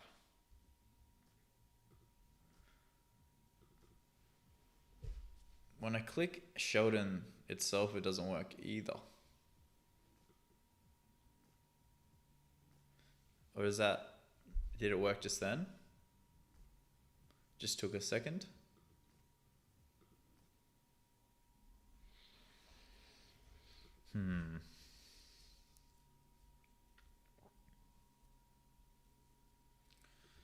Let's see. Port 7778. Okay, that's good.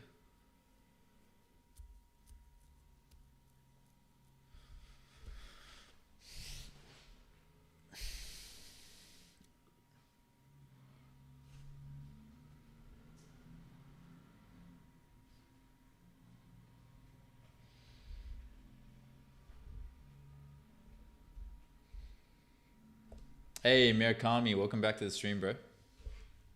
I'm building $1 million Pokemon app right now. How can we link up and talk? Join the Discord, bro. Join the Discord. I usually check my Discord DMs, so you can reach out through there if you like.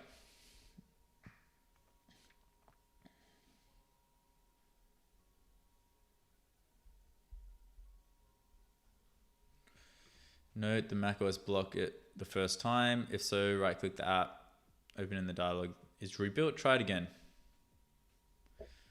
So let me just, while nothing is on, I just want to check if that application works. Is this automatically going to open up the dashboard?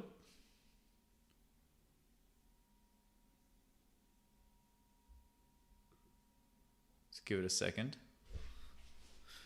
Give it 1 minute.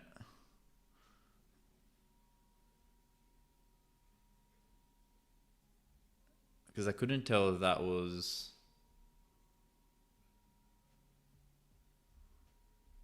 the Sheldon app or not that opened that dashboard automatically just before.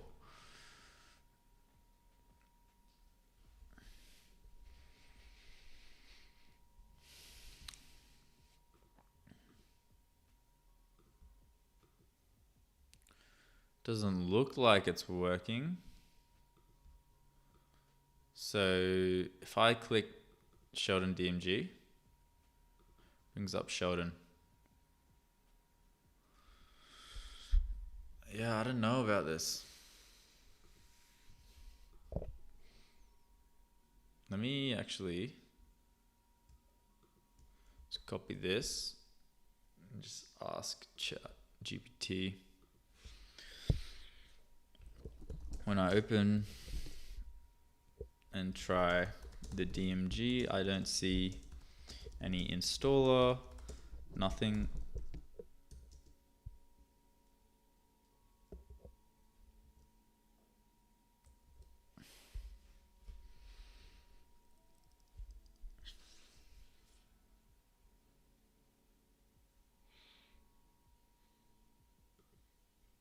It still hasn't automatically opened up the dashboard.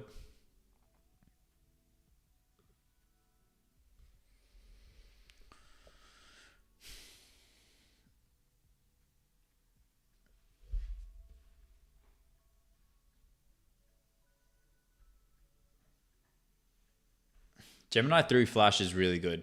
I'm a big advocate of Gemini. Yo, also, like up the stream if you haven't already, man. Like, Bit low on the likes for how many people watching. Like up the stream, subscribe if you're enjoying yourself, you're new here. I wish Anthropic would officially support Openclaw. I want to use Opus so bad, but it's so expensive. Dude, I feel your pain, bro.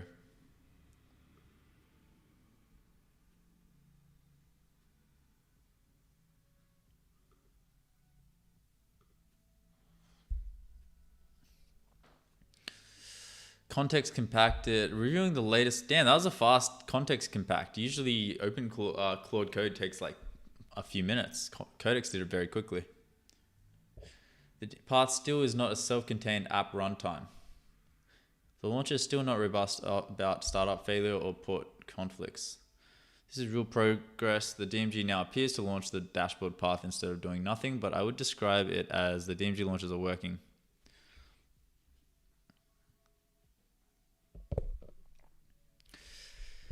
Like a normal app, when you install it with DMG, it shows a loading bar with the installer.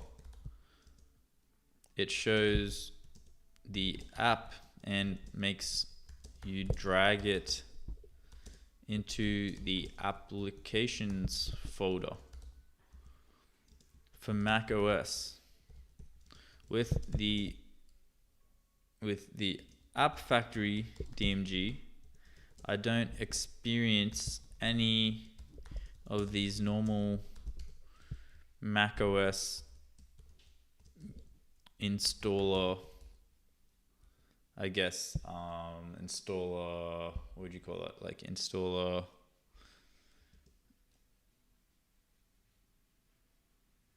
familiarities, I guess I could say. Let me put it in here as well. But I'll give it with Codex's response.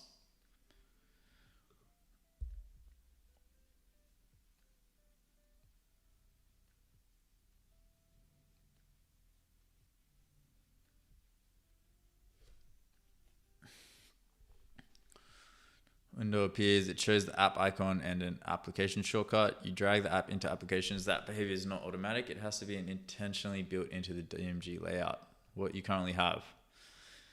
From the app, no custom finder. So your reaction is correct. This does not yet feel like a normal Mac app distribution. What needs to be added? Creation. If you want the actual installer UI with progress bar and installation steps, code signing and notarization, otherwise Mac OS will keep treating it like an untrusted app. Bottom line, the current DMG is technically a disk image containing the app. It's not yet packaged with normal Mac OS distribution UX. If you want, I can give you the exact prompt to send back. You can Claude to build a proper drag to applications DMG or a real. Which do you recommend?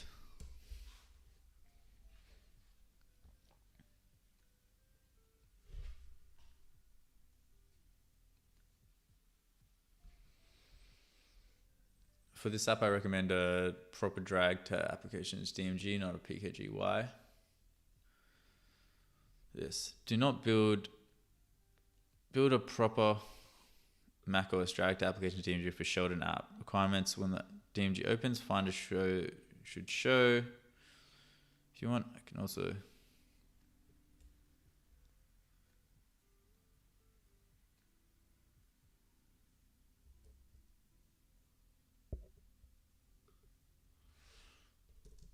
Just paste it into this.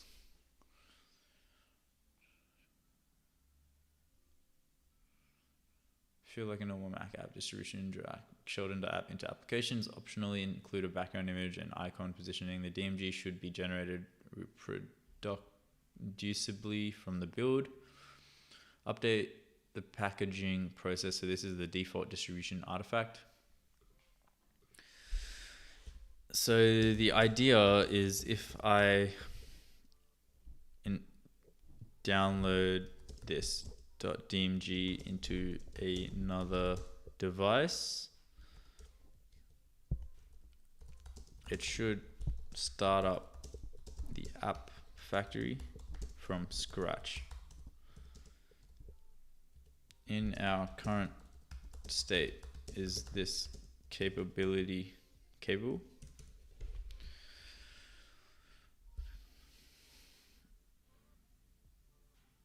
No, in the current state, downloading it onto another Mac will not give you the true from scratch working app factory. What it can do now, open the app, likely show the dashboard if the machine already has the expected runtime pieces, what it still depends on. So right now it is closer to a launcher for your existing. We like to control Finder, allowing control will provide access to documents and data in Finder and to perform actions within that app. Allow.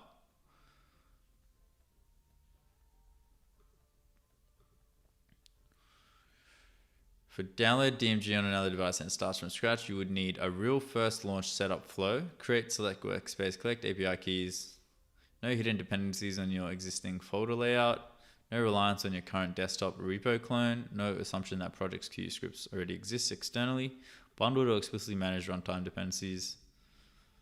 So the honest answer is for your machine, mostly usable. For another device from scratch, not yet. We want to have this work from scratch, and we can just update along the way. Aim for scalability.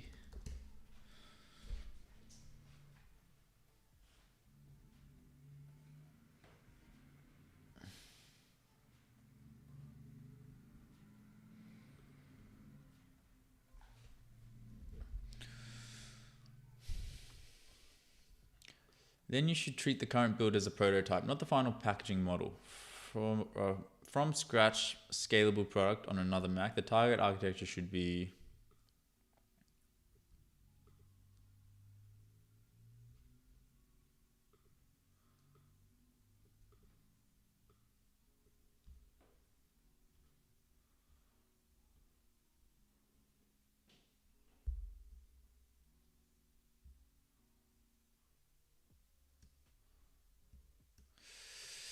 create a detailed prompt with instructions for Claude.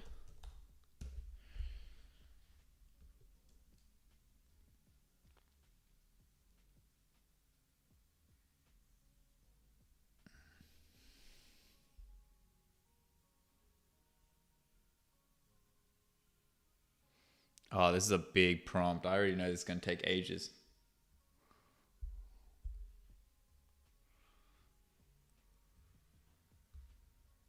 Jesus.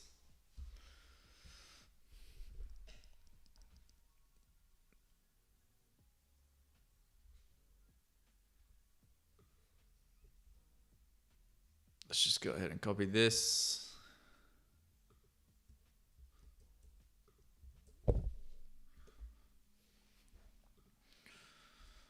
I guess I wasn't concise enough about the scalability aspect. Like, this is fundamentally different product than what we've been building. Let me be blunt about the current state first. Current state, honest, what we have is a developer tool running from a source checkout. The .app is a thin wrapper that shells out the system Python to run scripts from the checkout directory. It is not a product you can hand someone. The app is a launcher for some source tree. What this means, let me design this properly. A truly standalone app that works on a fresh Mac requires bundled Python runtime or explicit system Python dependency with user-facing detection. Workspace bootstrapping that copies template scripts from the bundle into a user-writable location. Complete separation of immutable resources, prompts, templates, scripts, UI from... It should work. Okay.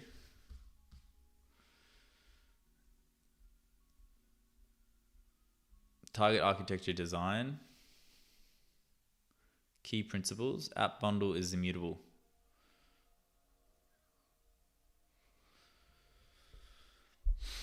This is going to take a minute. Which LM am I using for Openclaw? I'm using Opus 4.6. I just started using Openclaw. Is it better for coding than using Codex, even if I'm using same model on both? I would actually say use Codex, man. Like, why use Openclaw to code? Like, what is the actual reasoning behind using Openclaw to code? Because I would argue that just using the plain codex is better.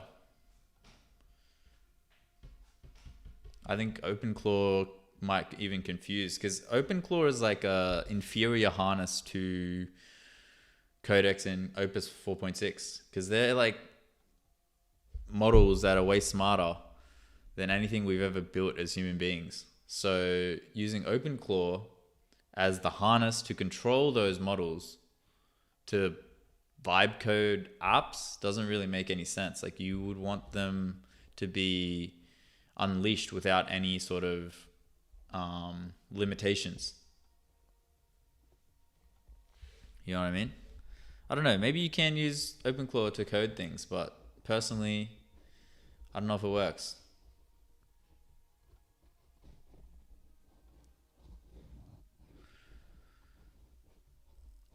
Yeah, it's kind of on the lower side.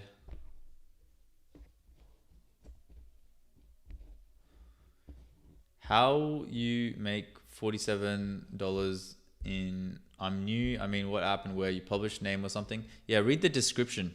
You can read the description. It should bring you up to date.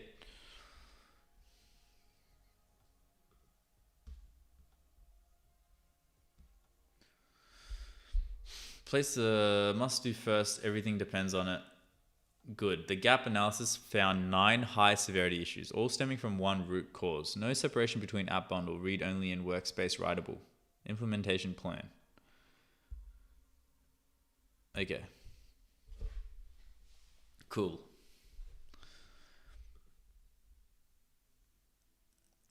Nice. Nice. All right. God damn it. I didn't realize we were building the wrong thing this whole time. Hopefully it's not like a rebuild from scratch and it just knows everything it needs to do. But I have a feeling that this prompt is going to take a while. It's already at 9,000 tokens. Now refactor config.party use the new path modules. It's already at validation? No way. P3. Design the actual user experience from a fresh Mac. Be explicit about what is mandatory on first launch. What can be deferred? What gets stored where? Dude, Codex is so good, man. I'm not going to lie. I love Codex, dude. It's so concise. Like, you don't see Opus talking like this, you know?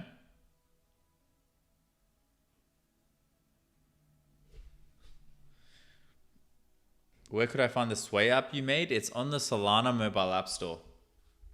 You can... Yeah, actually. It's on here. So in order to actually use it, you need to have this phone. This is a crypto phone built by the Solana team. And it's basically got like a hardware wallet built into it. So you can, what they've realized is 50% of all users on crypto search crypto using their phones and interact with it using their phones. So they wanted to build a secure device with a crypto wallet built into it that you can, interact with crypto with. So they built this phone, and this phone came with an opportunity, which is the Solana mobile app store. Okay. And so my crypto background, I decided to launch an app I launched 2 apps through the Solana mobile app store, Allminer and Sway. And they're both available in here, but you do need this device. And the reason I actually launched on here, the main reason was because there's over 100,000 units that got sold, but only 200 apps in the app store. So the ratio is like ridiculous. Like, there's so many users compared to apps. And so you're bound to get hundreds of users if you deployed your app on here. And that's exactly what I did. Allminer got like over 1,000 users. We had Sway. I need to check its stats, but I'm sure it's gotten a few hundred users as well. But yeah. You actually need to use AI to control Codex Coder. AI can talk to it much better than you do, so it writes your prompts in actual dev language. Yeah, it's so much better, dude. Oh, you have the seeker? Nice. Yeah, have you got a seeker as well? Mr. Giboy.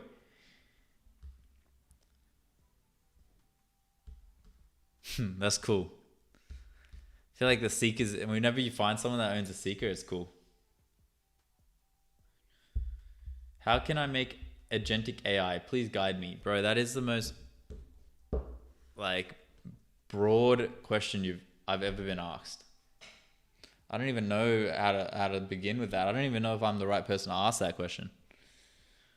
Yo, what backend are you using? What do you mean? Like in terms of database? We actually don't have any database set up for the apps because they're all locally like stored.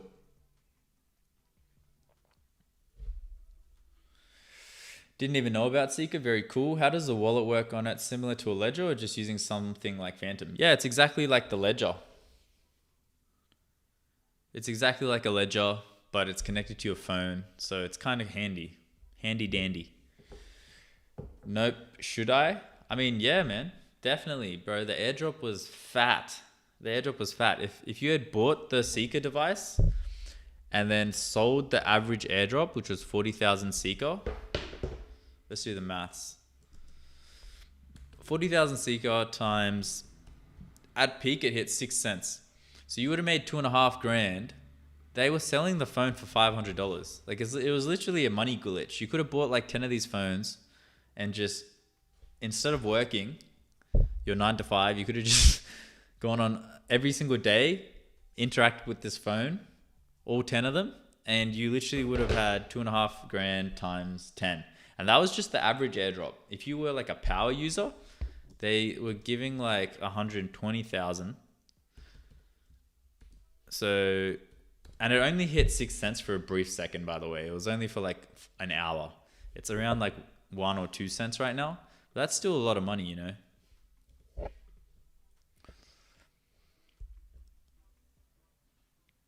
Some orchestrator. How many tokens are we on? 22,000.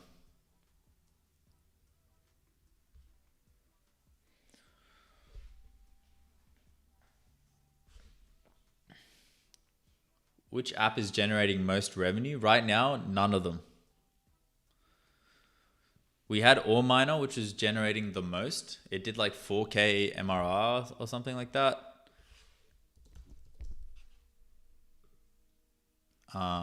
This one right here. We had a few power users come in and spend a lot of money. At one point, we had like $600,000 in trading volume. But yeah, this is I've kind of stopped going that hard on this, mainly because I wasn't as active as I needed to be in order for this to compete with the other teams that were like living and breathing ore. And so I was like, there's no real point in me like competing. So like it's still active, and you know, we got 6 active miners, I guess. So it's still being used. I should probably check the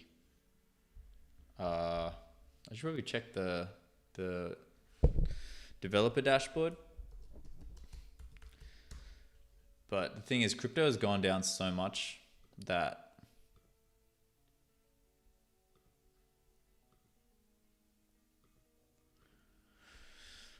I bet the developer dashboard doesn't even look that good right now. Let's have a look. Haven't checked this in ages. Because the price of Solana was it's at $116 right now. But when we were launching, it was like around here. So literally halved. So you can see we had 1,100 users, 486,000 in trading volume. Now this is based off of the Solana price.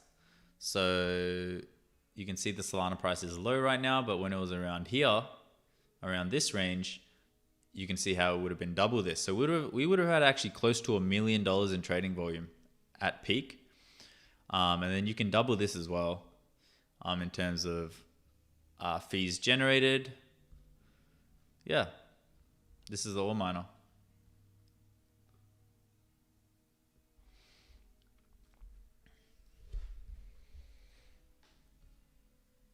Are you installing Nemoclaw? I'm curious about it. Definitely did pique my interest. I watched the Jensen NVIDIA presentation. What do you mean by airdrop?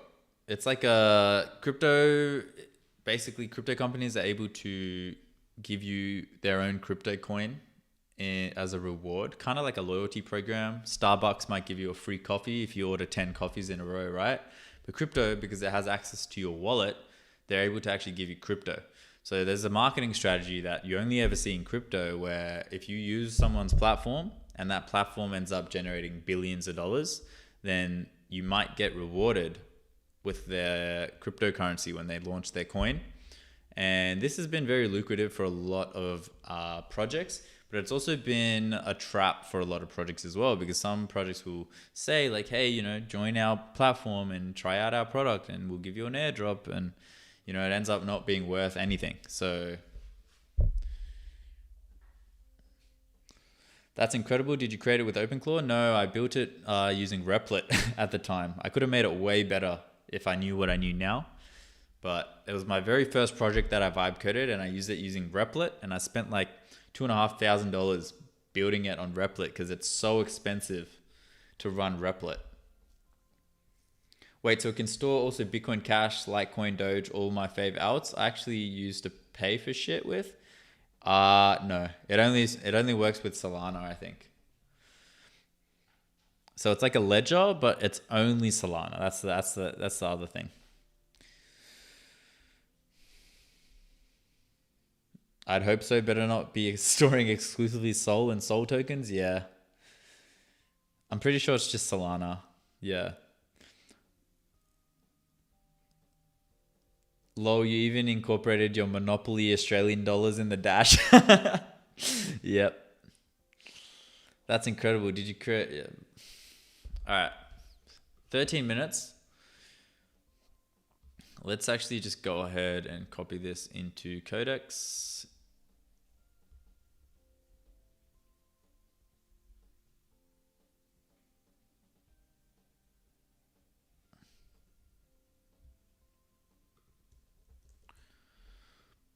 Please review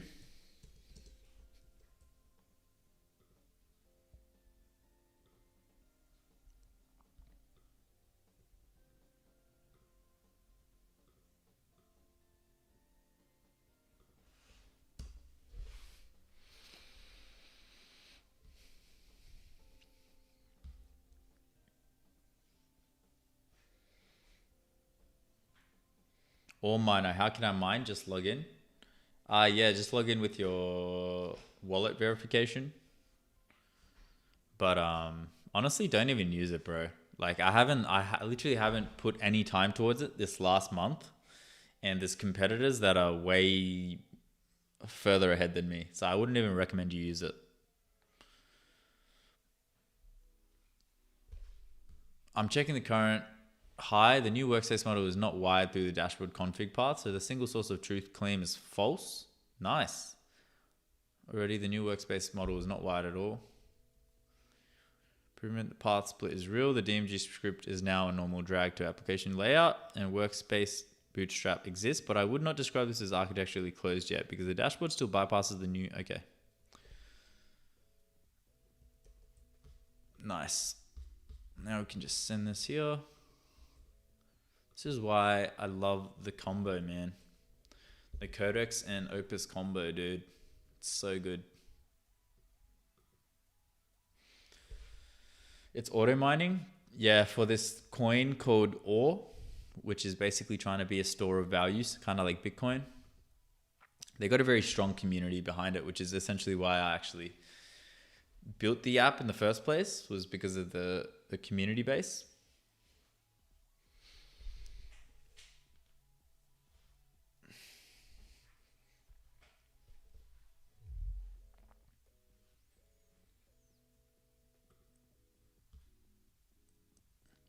The architecture description contradicts the implementation. The design text says the workspace never contains immutable factory code copies and contains immutable factory code contains into the workspace. That may be a valid product choice, but it means the actual model is bundle seeds, a writable runtime workspace. Not immutable resources stay only in the bundle. That distinction matters for updates and support. Medium. Update propagation is not implemented even though the new architecture depends on it. Stores a version but only copies scripts if missing. Existing workspaces will not receive updated scripts. Queue templates are copied. The new path abstraction is incomplete. Is that all runtime code routes through desktop?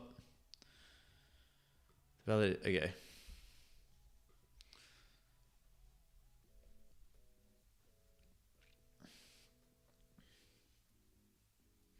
What do you think about Google anti-gravity? I think it's good if you're on a budget. I know they do the 1 year free trial with limitations. A lot of people rave about it. I personally, when I tried it, I didn't love it. It felt a bit too like, I don't know, maybe it's gotten better. Obviously AI improves very quickly, but when I tried it like 2 months ago, I personally didn't enjoy my experience on using the IDE that much. It felt a bit too gimmicky. Like, I don't know, it opened up a browser and like would test the website, but then like, which is really cool. But then it like based off of the tests, it wouldn't even like properly fix any of the issues, and it wouldn't be able to click through the website properly. And I don't know, it was just like a bit gimmicky, I felt. And I can definitely see it being better and getting better, but I don't know. Personally, didn't enjoy my experience on there. I prefer a lot more flexibility, and I don't know if anti-gravity provides that. It feels a bit too agentic. It feels a bit too hands-off.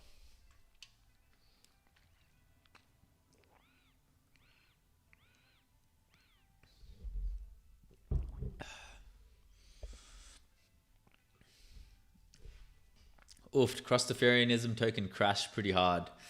Yeah, man, everything's down. Everything is like down like 90%, honestly. Crypto's like shat the bed, which kind of sucks because I had so much crypto. Like I would dare I say my life savings was in crypto. Got a bunch of Bitcoin, got a bunch of Solana, got a bunch of hype.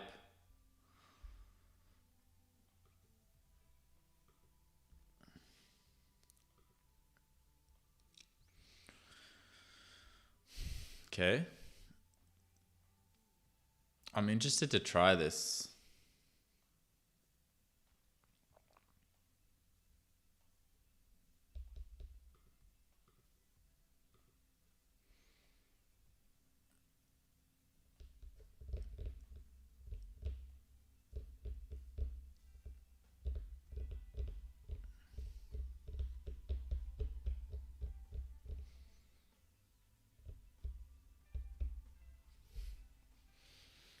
Okay.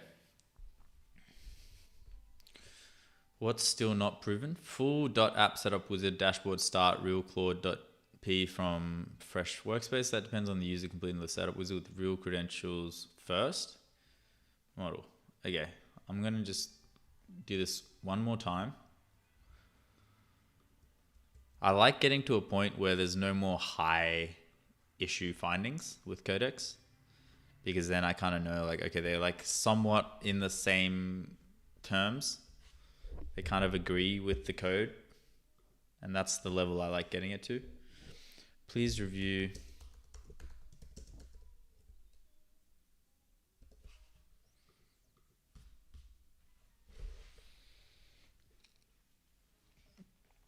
I'm a BTC maxi. Let's go. It's all just part of the 4-year cycle. Yeah, 100%.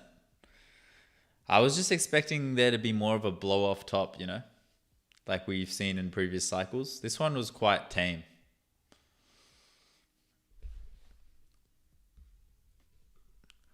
High does not actually implement app version based upgrades despite the claim. Medium, the fresh launch validation still did not prove the real product path. The test shown using the app binary doctor, and then once this is a real improvement, and the specific hard-coded config path bug is fixed. I would not say upgrade propagation is fully solved yet, because the current mechanism is tied to a static workspace schema version, not the actual app. The next meaningful fix is to decide what should trigger a workspace upgrade and encode that explicitly.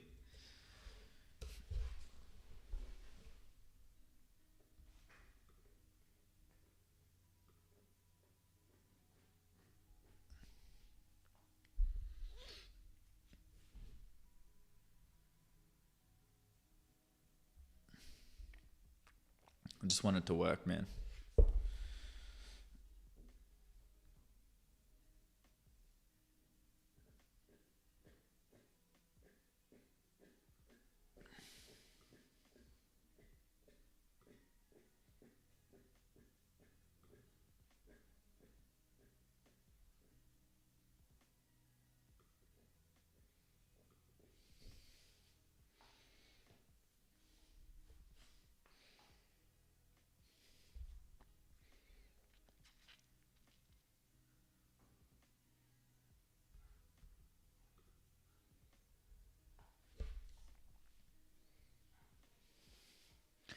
Yeah, I reckon gone are the days of 10x tops. Feels like we're getting smaller multis every cycle.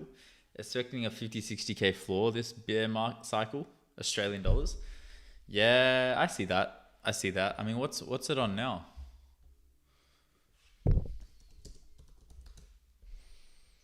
$100. You reckon 50-60K Australian dollars? Nah, surely not.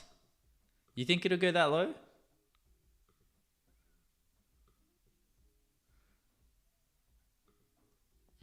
I feel like we're already getting to the point of the last bear.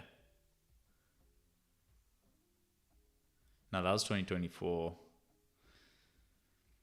I feel like it always bounces off of the last previous high. So the previous high was like what? 88K?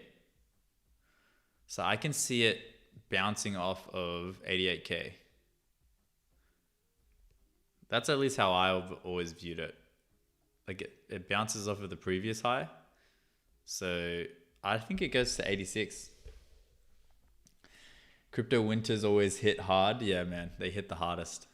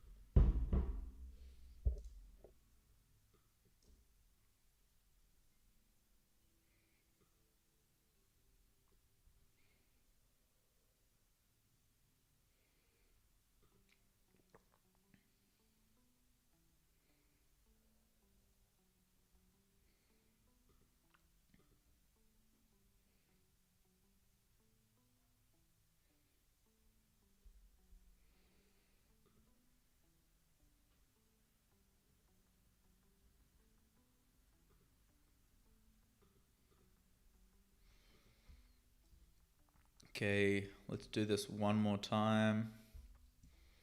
I just want to make sure that ChatGPT doesn't come with a high.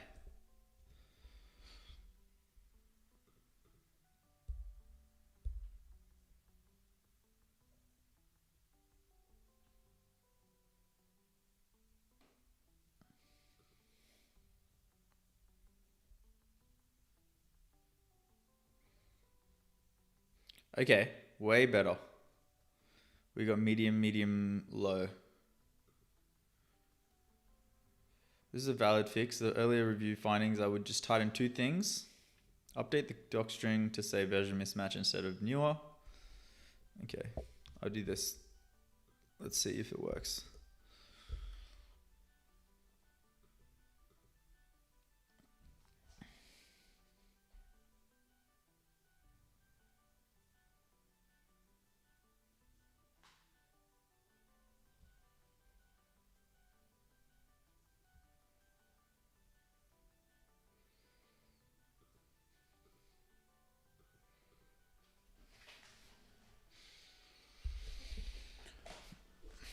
Sheldon is building the app and Codex is reviewing. No, we've got Opus building the app factory, and then Codex is reviewing, and then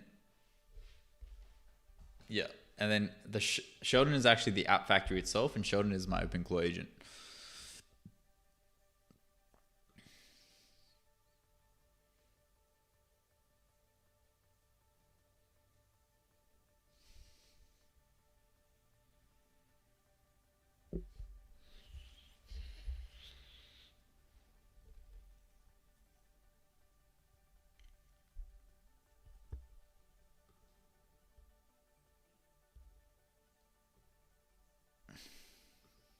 Yes.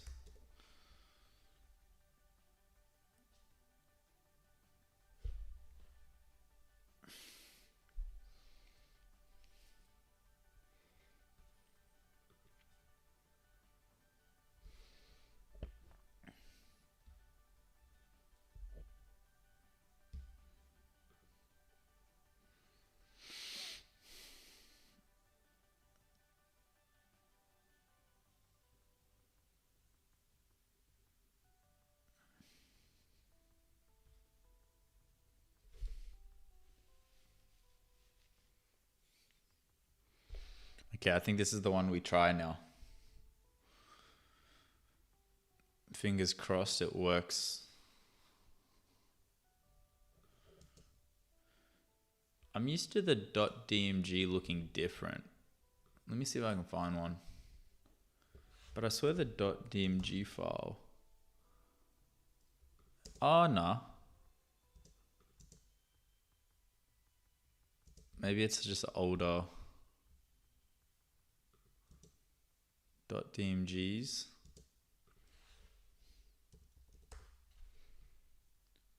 No, they look like that. Okay. Yeah, they just look like that in the Mac Mini. All right. All right, clean. Here's what to do. Open Sheldon.dmg, drag Sheldon into applications. Go to applications, right click Sheldon, open first time gatekeeper pass. All right. Hey, there we go. Drag Sheldon into applications.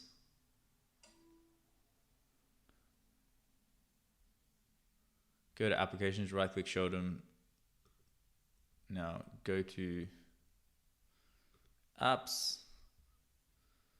And then I don't see Sheldon.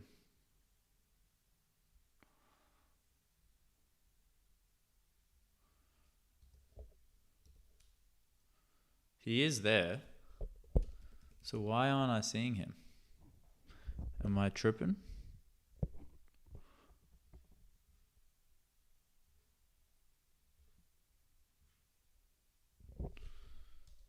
I mean, it says he's in applications, so let's just click that.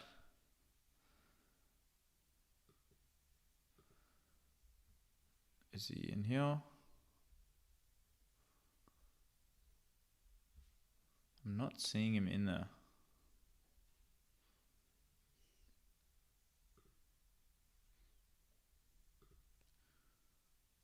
Which is weird. Hold up.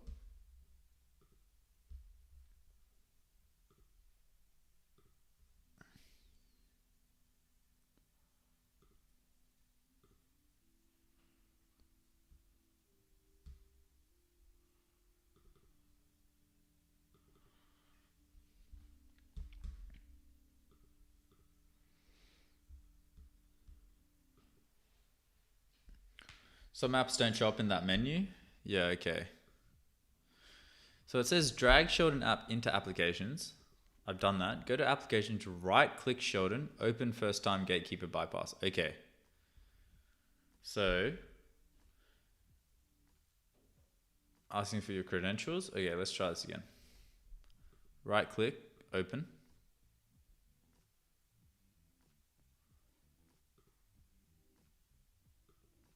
Nothing really happens.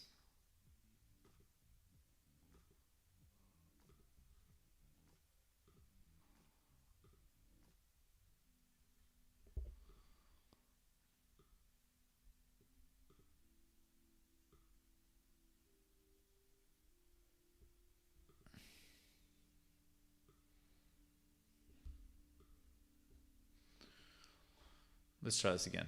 Sheldon.dmg, click, move it into applications, replace. Okay, now right click, open.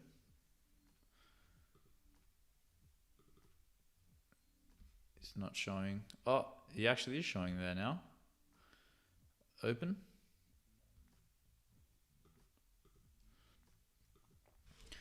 Right click, open, not doing anything.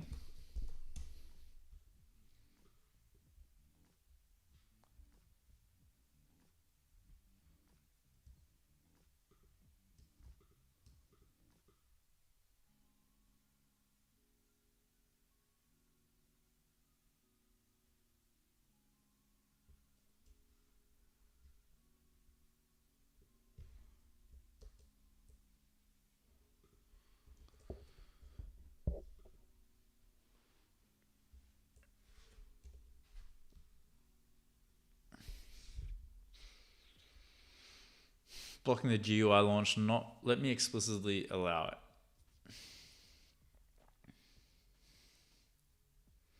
I'm going to inspect the build app bundle and run the binary directly so we can see whether it's failing because of the setup wizard on launch or in the server bootstrap. Found the failure. The app is not doing nothing. It is crashing immediately on the first launch. The package app does not have tkinter. The code falls back to the terminal wizard. App has no interactive SD, so the terminal wizard crashes with EOF evidence. Let's see. If you want, I can also give a shorter fix this now version. Let me give this to Thingo. Do not overclaim completion to the package first. Launch setup actually works from the .app. Tkinter with Apple script dialogues, they're always available on macOS, needs no bundling, and work from a .app. Dude, this is why you have Codex alongside Opus, man. Like, Opus would have just hallucinated there. It didn't even think to do this Tkinter with Apple script dialogues, but Codex pointed it out.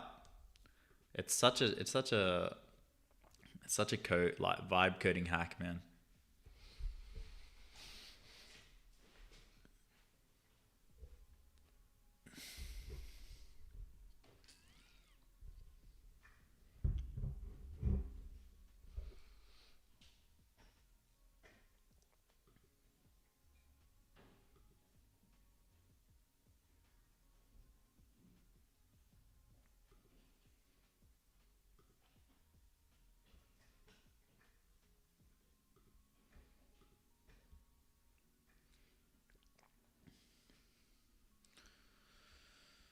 Now update the CMD app error handling to show dialog instead of crashing.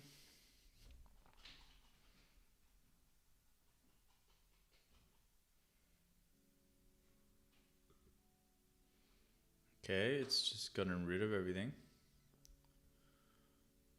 Know how to feel about that.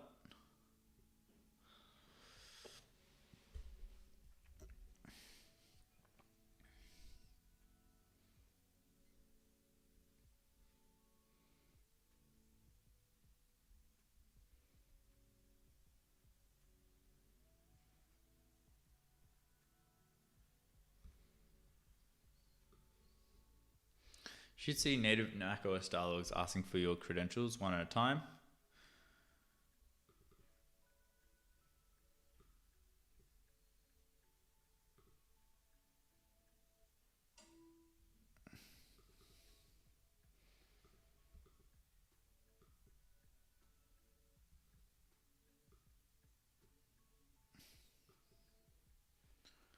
Still nothing.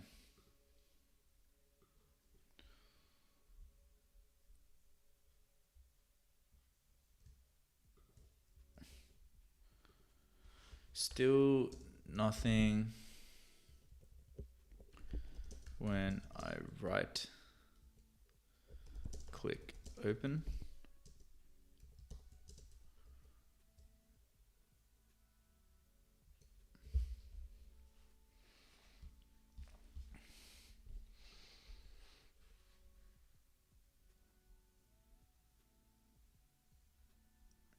I would remove the application first and reinstall it. All right.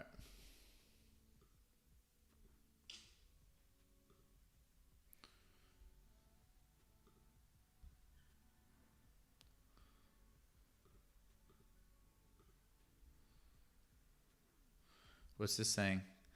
I'm checking the actual package setup path now. The main question is whether the new Apple script wizard is valid in the built app or whether it still has a silent failure.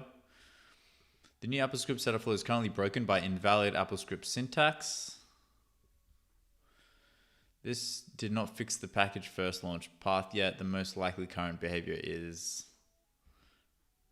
user sees nothing. Claude should fix this by generating valid. Say this is fixed until the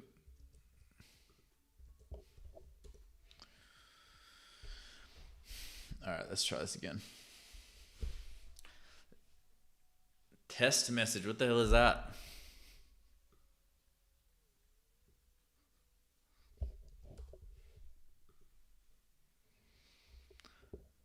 Directly. Okay. That was it testing. Basic syntax works. The issue is how the Python code constructs. Apple developer team ID. Okay.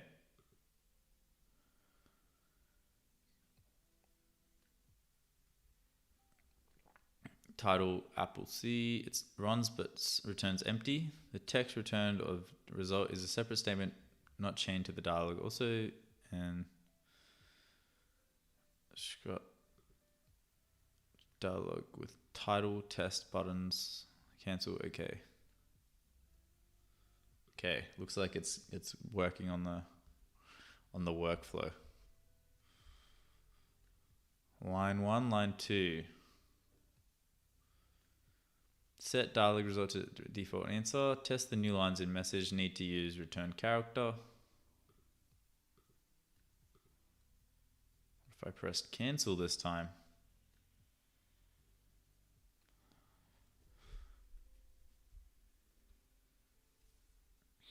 Just test the escaping pattern without waiting for user input.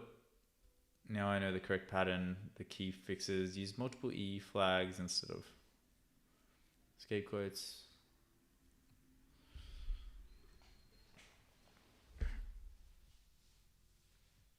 The bash thing you are seeing in your terminal, are those the agents announcing what they are working on? No. I don't think the app factory shouldn't even be running right now because we haven't even installed it. To use Apple script dialog multi-line for messages with subtitles and fix the alert.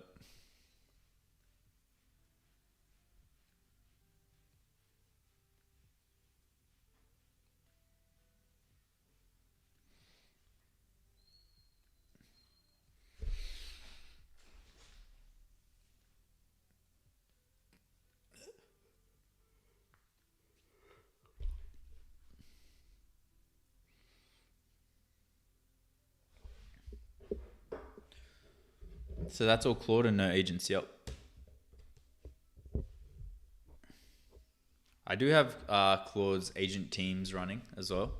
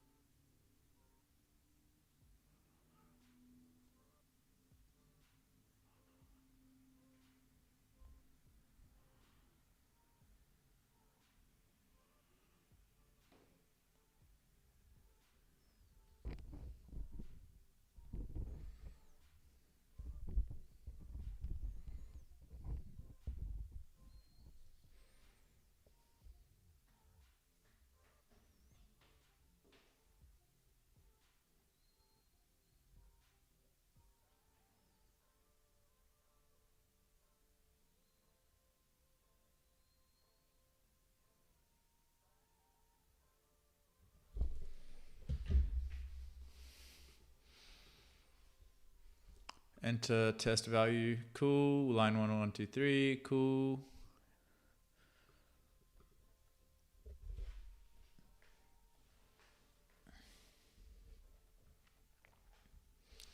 Alert and input dialog work, multi-line returned empty. You probably click cancel on that one. All three showed real macOS dialogs. Now rebuild, install, and test. Ooh, okay, this might be the one. I'm feeling better about this one.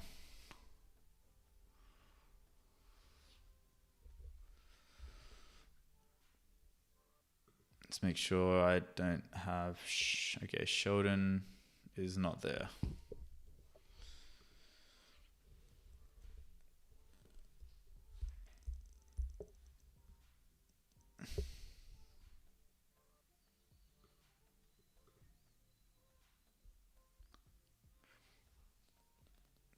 It's already installed?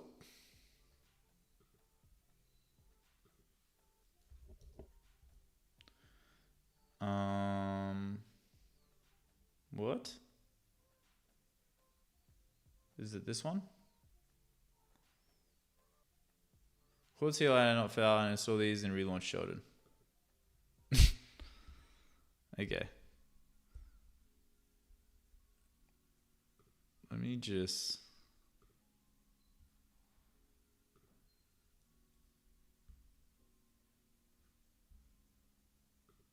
let me see.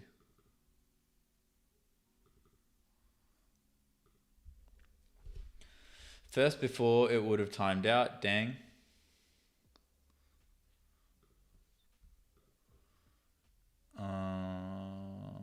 Sheldon.dmg.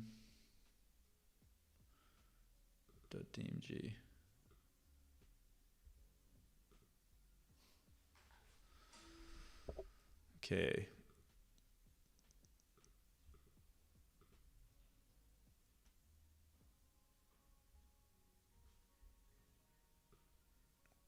No way.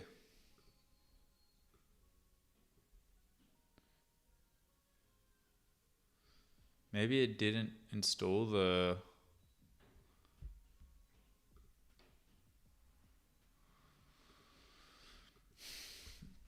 is the .dmg different? Because I reinstalled...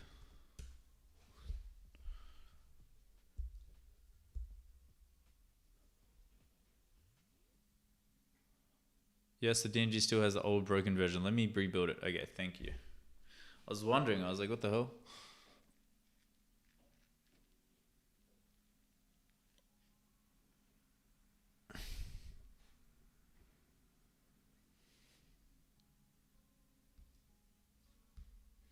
All right, let's try this again. Keep doing that.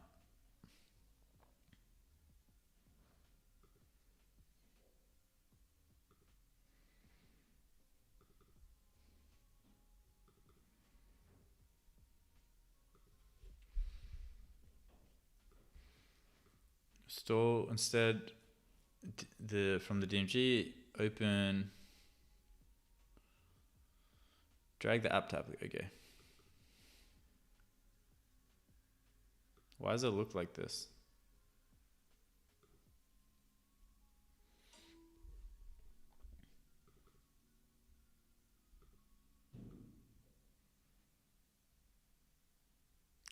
Claude CLI not found. Install these and relaunch Sheldon. Getting this at right click open.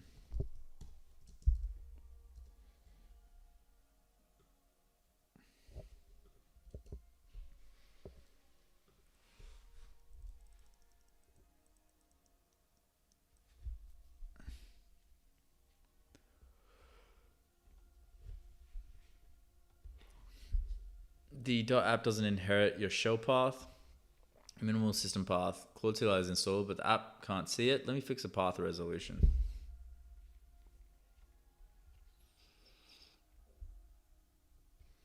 Gets, I need to add common tool locations to path at app startup.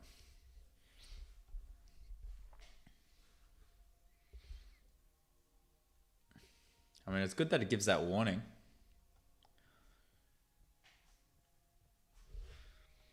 Located in Sydney, and I try to vibe code at least 3 to 5 hours every day.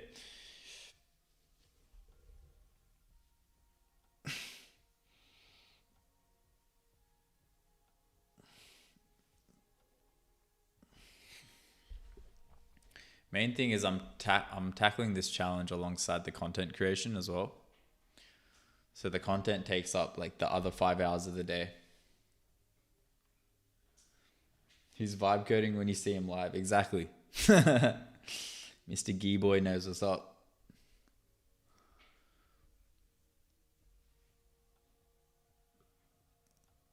Now rebuild, install, and clear workspace. Okay.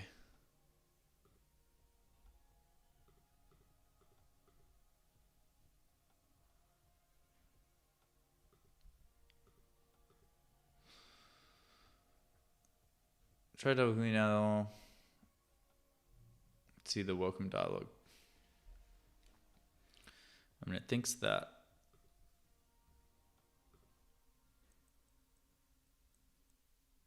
Welcome to Sheldon App Factory. This wizard will set up your factory workspace. Interesting. Okay. Apple developer team ID. Okay.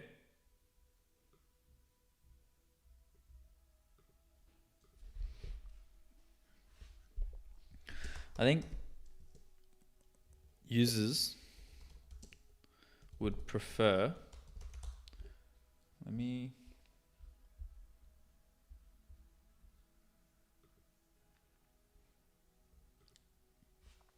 get docs open.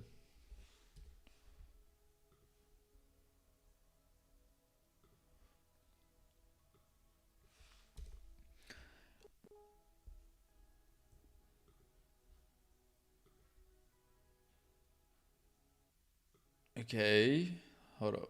I'm just using Whisperflow because it's a longer prompt. I think users would prefer that the installer works, and when they double click on the app icon, it takes them to the dashboard. In the dashboard, we show the onboarding screen with tooltips, and I know that in the settings you can just add all your your Apple ID, your API keys, everything. You can add it in there. So I feel like that is a better approach, because that way the user is able to see, okay, the entire application is built and ready. Like you can visualize it, right? Right now, I'm just seeing an onboarding screen. I don't know if the app's even built properly yet. And I don't really know if I want to like even put my data into it. Not the best onboarding UX.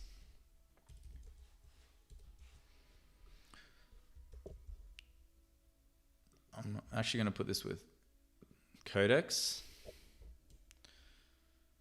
And I'm just going to get rid of this.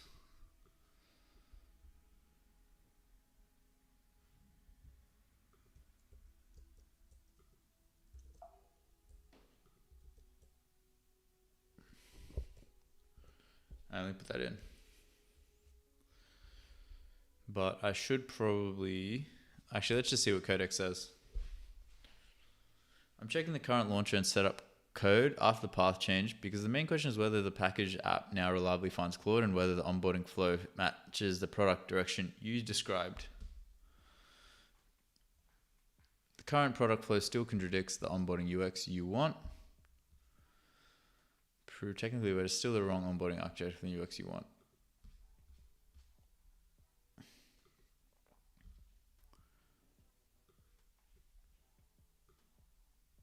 Okay, so 2 things. Copy this, paste it here, and then copy this, paste it here. See how that goes.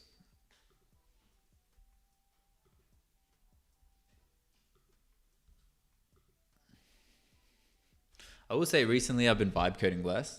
Like if you look at the earlier streams, there's like 8 hours a day, like 5 hours a day, 10. There's even a 10 hours a day live stream.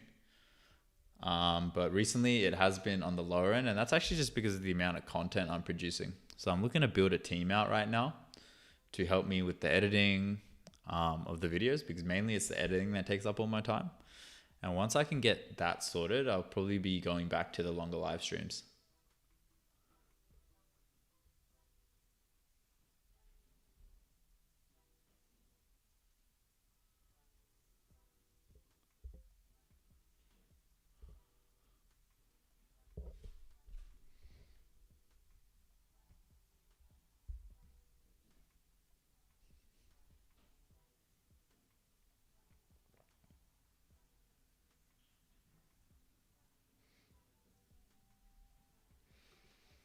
Okay, cool.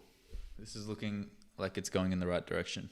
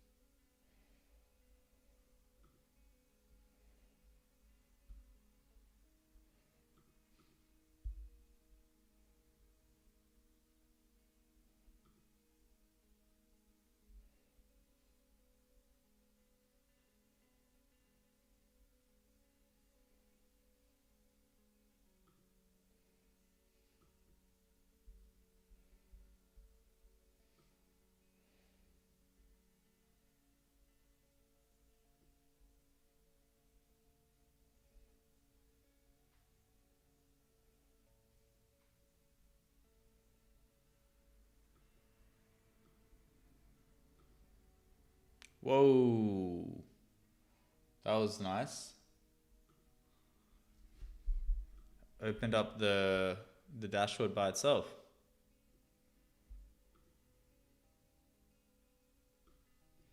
Nice. Showed an AI supervisor console initialized. Immediately on first launch, no wizard blocking. Endpoint tells the dashboard exactly what's missing. Now rebuilding the DMG and commit.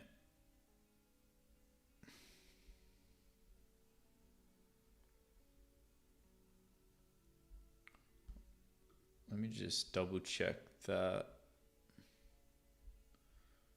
Okay, cool. This is cool. Requires Apple developer account, OpenRouter, Anthropic, X API, auto post updates to X. This should actually be because of the research as well, right?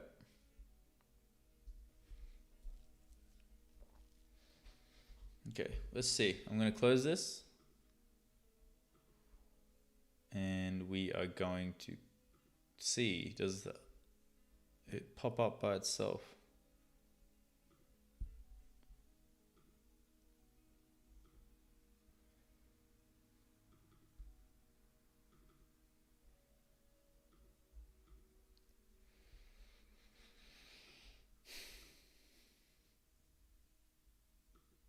Now rebuild the DMG and commit. Okay, rebuild the DMG. Replace.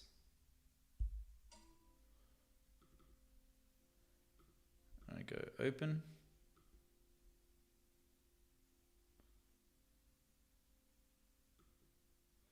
Hey. All right. Now, there needs to be an onboarding. So let me give it an example. SaaS onboarding.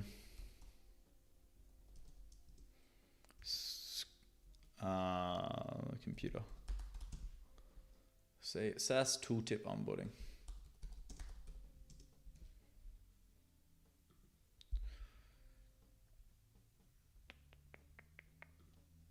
Kind of like this.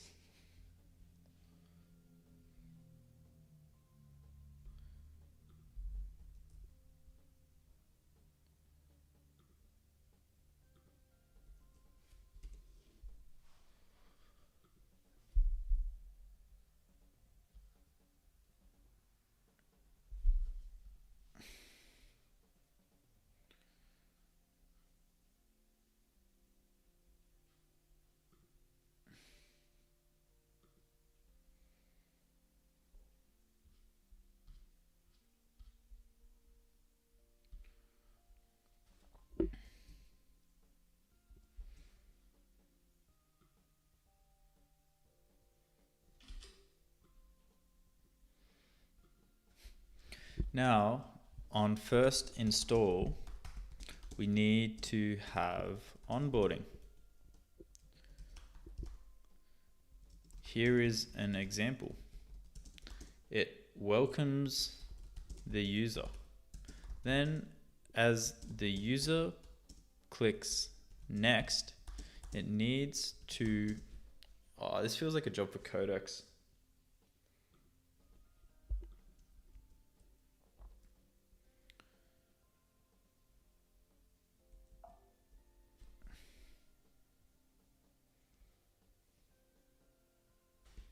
Yo, how do I fast delete again?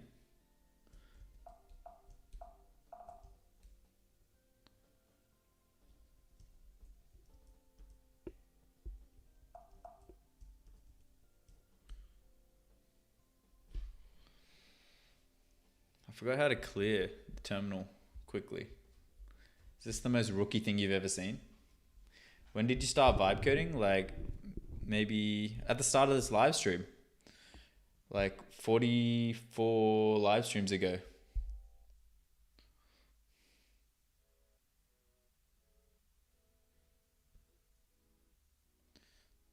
Oh, come on. What's the quicker way to do this?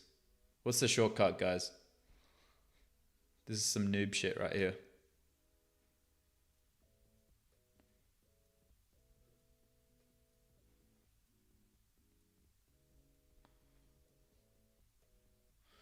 Clear is just clear. What do you mean? I pressed delete. Is the Mac keyboard different? There's no clear button.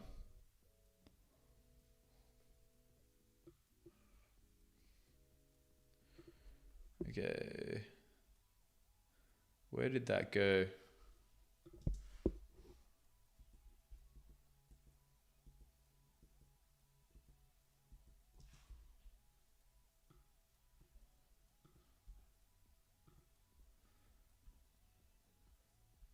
Should have shown up here.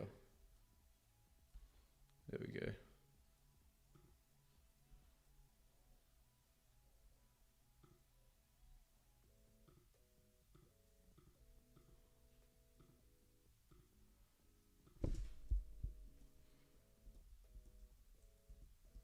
Dude, I literally just took a screenshot. Where did it get saved?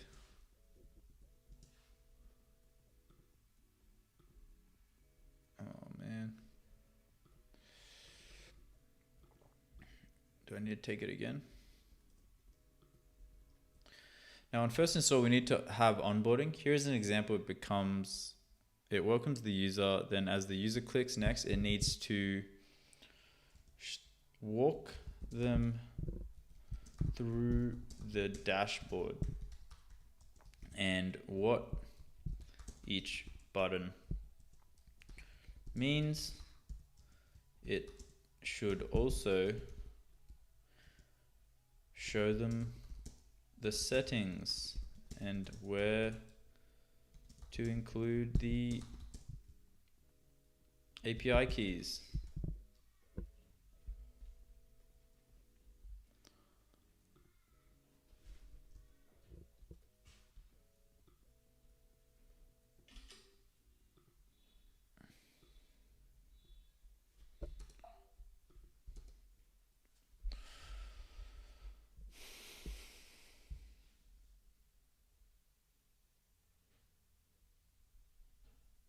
Why don't you use Telegram to talk to your Claude? I mean, I don't need to. What do you mean? Like, why would I live stream myself talking to Claude through Telegram? That doesn't make any sense. Just because something's possible doesn't mean you need to do it, you know?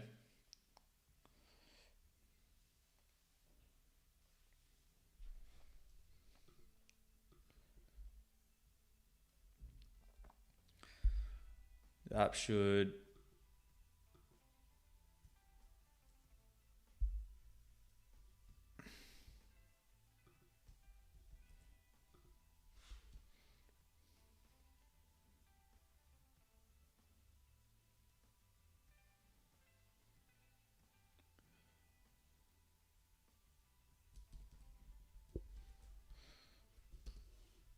All right, let's try that.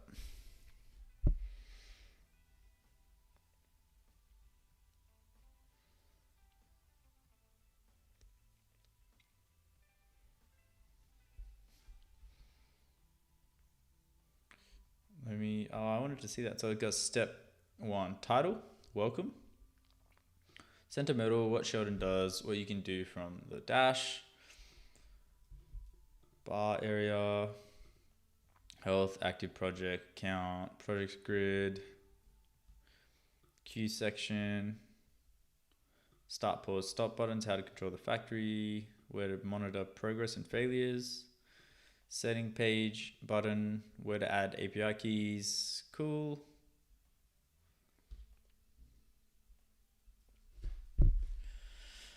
Faster workflow and can voice messages to explain stuff in depth better.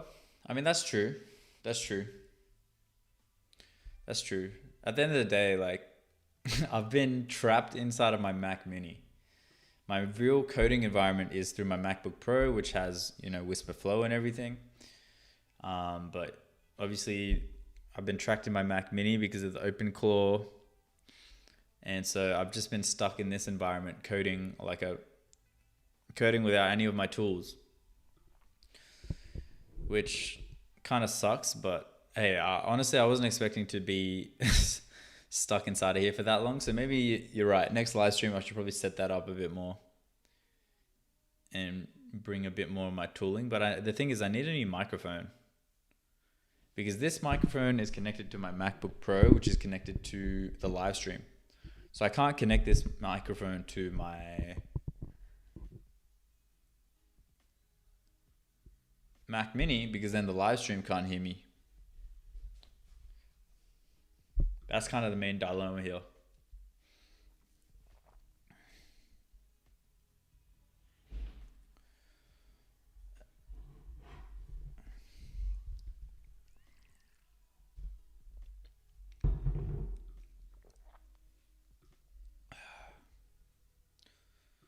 Add the onboarding UI to index for the closing.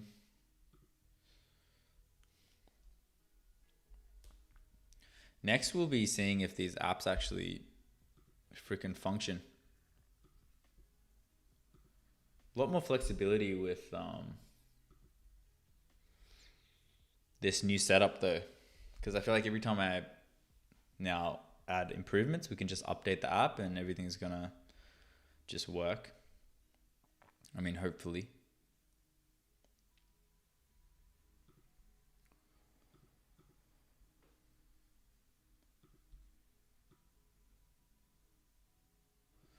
Interesting that you code through Telegram though, Carl. I've never actually even heard of anyone doing that.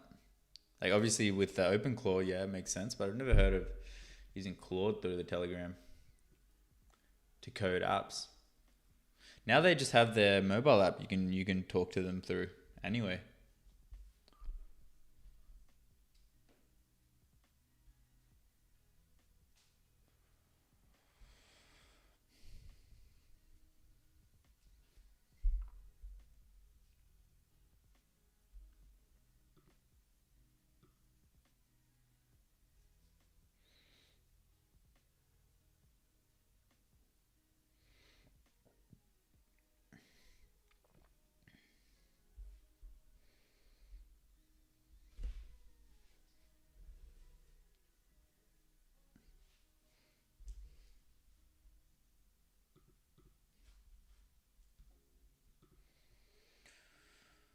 Try it now, double click show. Okay, let's do this again.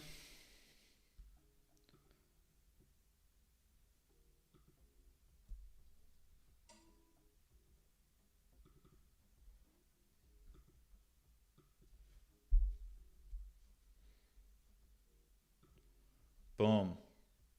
Welcome to Sheldon with turtle emoji. Sheldon is an autonomous iOS app factory. It takes app ideas from your queue, builds them with AI, and deploys them to the App Store all on autopilot. Okay, we notice this here. So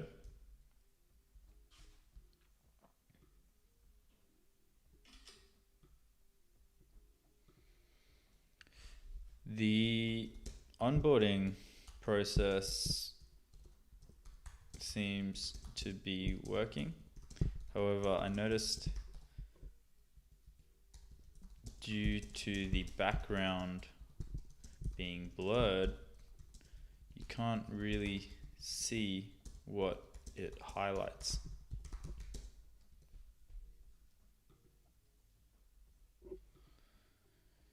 Your projects, this is cool. Spotlight isn't cutting through the overlay properly. The highlighted element should be bright clear. Yeah, okay. So that's what was meant to happen. Each card is an app moving through the pipeline. This is cool. This is a really cool onboarding screen, actually. Add app ideas here. Pulls from the top of the queue when it has capacity. Ideas are validated by AI research before building. Start launches the autonomous pipeline. Test mode runs one cycle without side effects. Pause stops gradually. Monitor everything the factory does. Builds started. Phase completed. Errors. The hell is up there? The hell is up there in the corner? What was just it went away before I could even take a screenshot of it.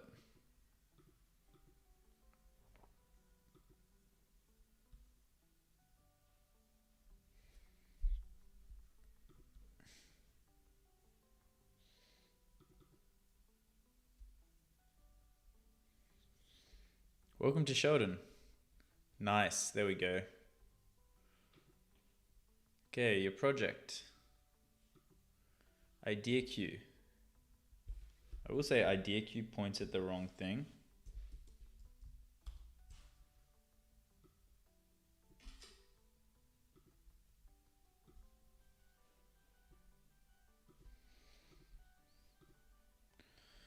Factory controls, activity log, settings, add your credentials.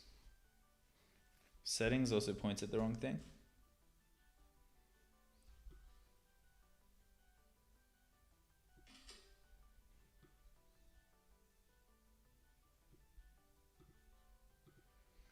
You're ready. Open settings to add your API keys. Open settings. Cool.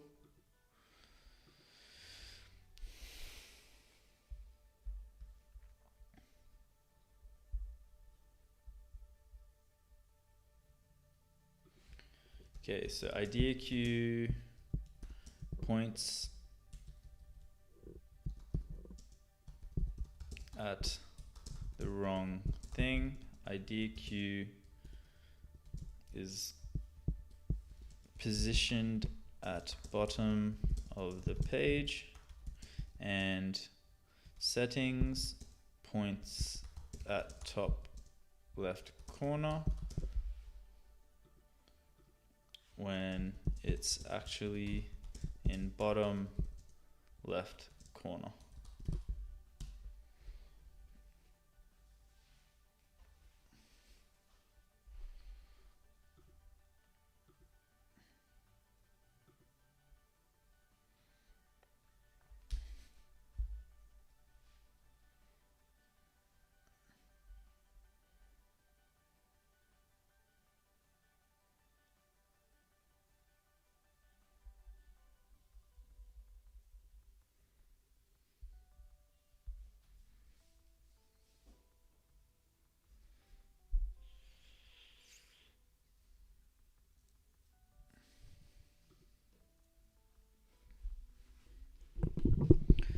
Now, for the idea queue to auto-generate ideas, we need research to search the web for subreddits and on X. Please review the old Sheldon app factory and how that was built. Want to make sure, because in settings I don't see any API keys for web browsing or X research.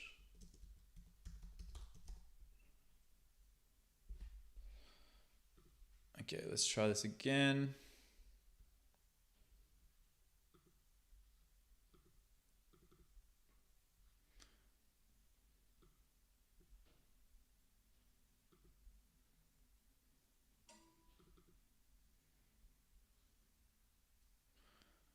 Welcome to Sheldon.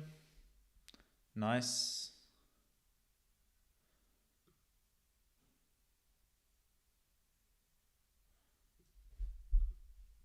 Nice. Idea queue is still showing dashboard.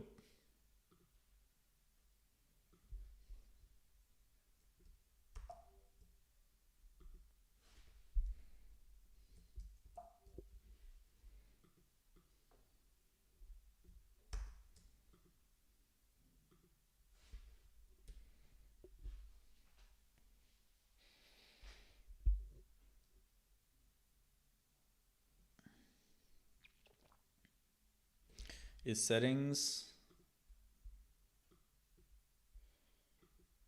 is still showing top right corner. Okay.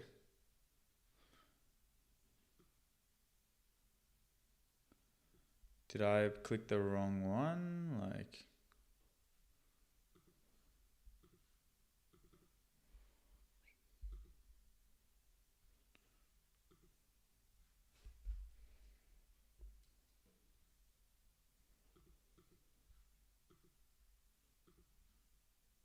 yeah, idea queue and nothing's really changed.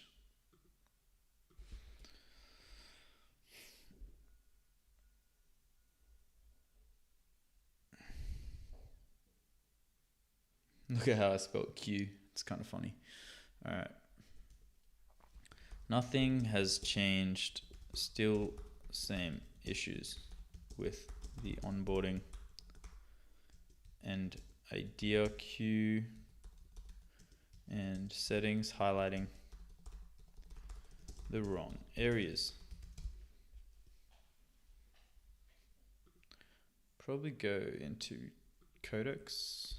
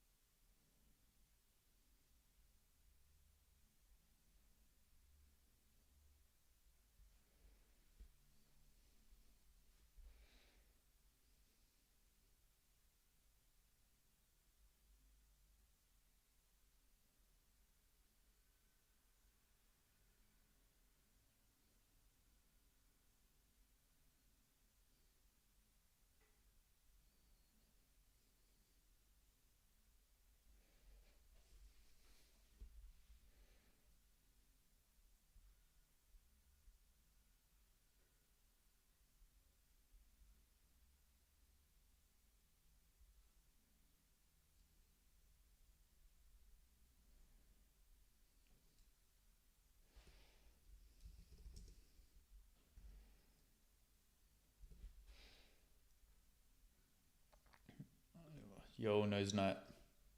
We are just kind of working on the installer for the app factory. All right, let's try this again.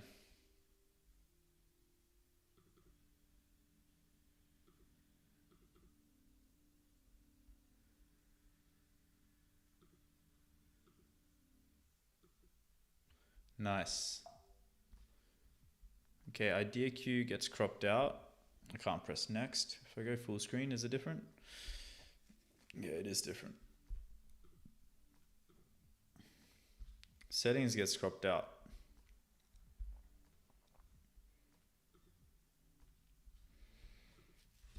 Settings and idea queue. Onboarding screen. The card gets cropped out of the screen and I can't press next.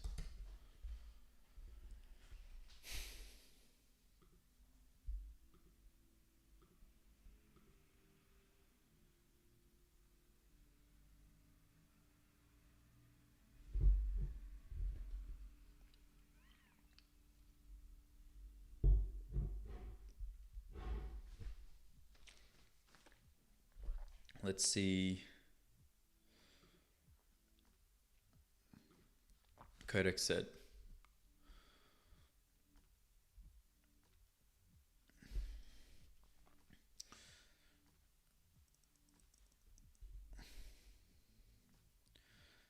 To support all three sources, explicitly web search, Redx, important context. The old Sheldon did not already have true integrations for idea discovery. The old research ideas were primarily model driven via OpenRoute API. The old settings UI was also out of sync with the real backend config. So this is new product work, not just restoring an old feature. What I want you to do, subsystem for auto-generating and validating app ideas for each source, update the product model and a dedicated research section to settings.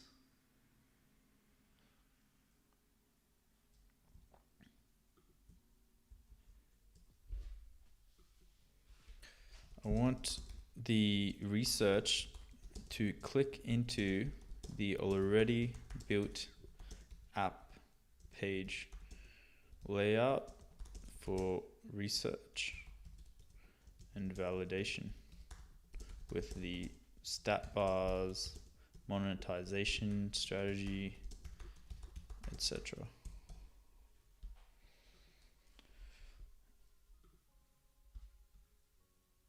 Okay.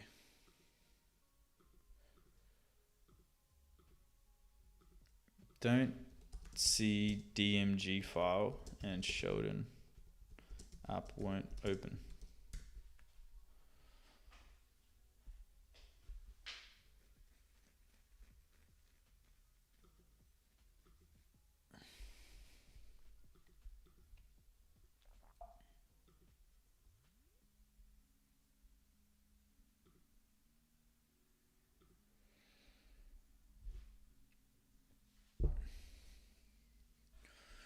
Existing research validation data model and dashboard views. Okay, next. Nice.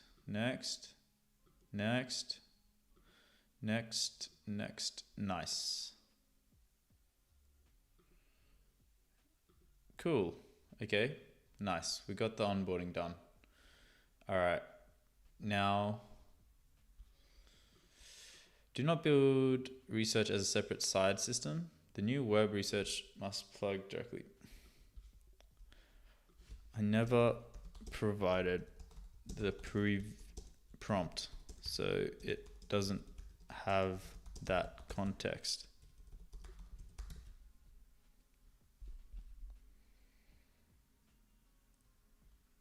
We are adding real source back idea research to Sheldon, and it must integrate into the existing research validation UI already built in the dashboard, a separate tool or separate UI. Context. Engine to plug directly into that existing layout. You should do model for these research. Okay. Complete. Okay.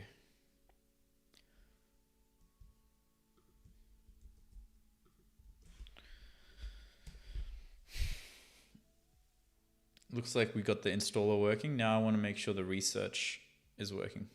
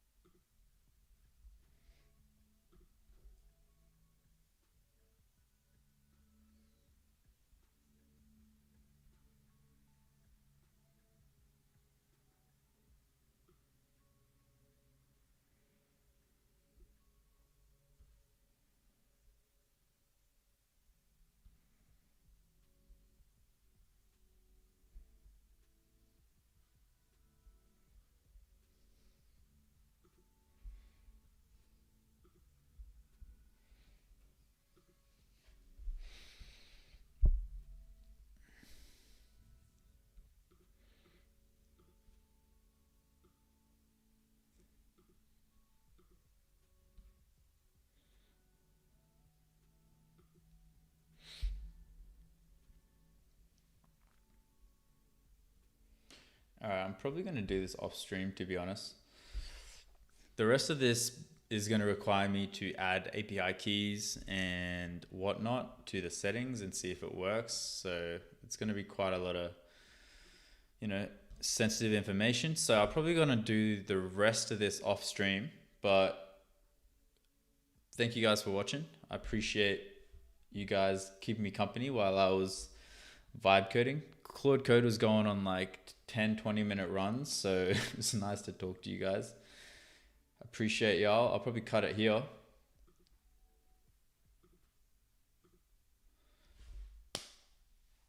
Nose night.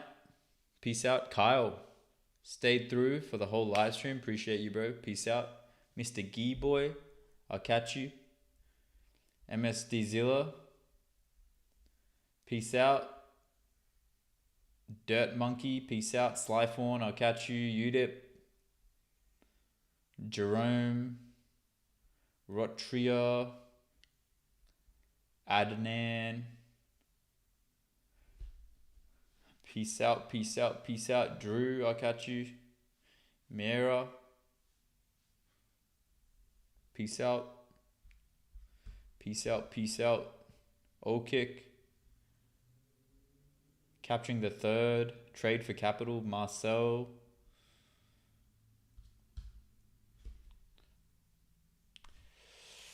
What? Do it here. Don't be a bitch. Man. Nah, because then it's just my face and it's like not entertaining at all. We've done those live streams, bro. Back in the day when I was like debugging shit and had to put my API keys in and stuff, there'd be like 3 hours of me just showing my face at the start of the live stream, and it's like, you guys can't even see anything. Anyway, I'll catch you guys later. Talk in the Discord. Nose night, I'll probably see you in there. Peace out. Bye.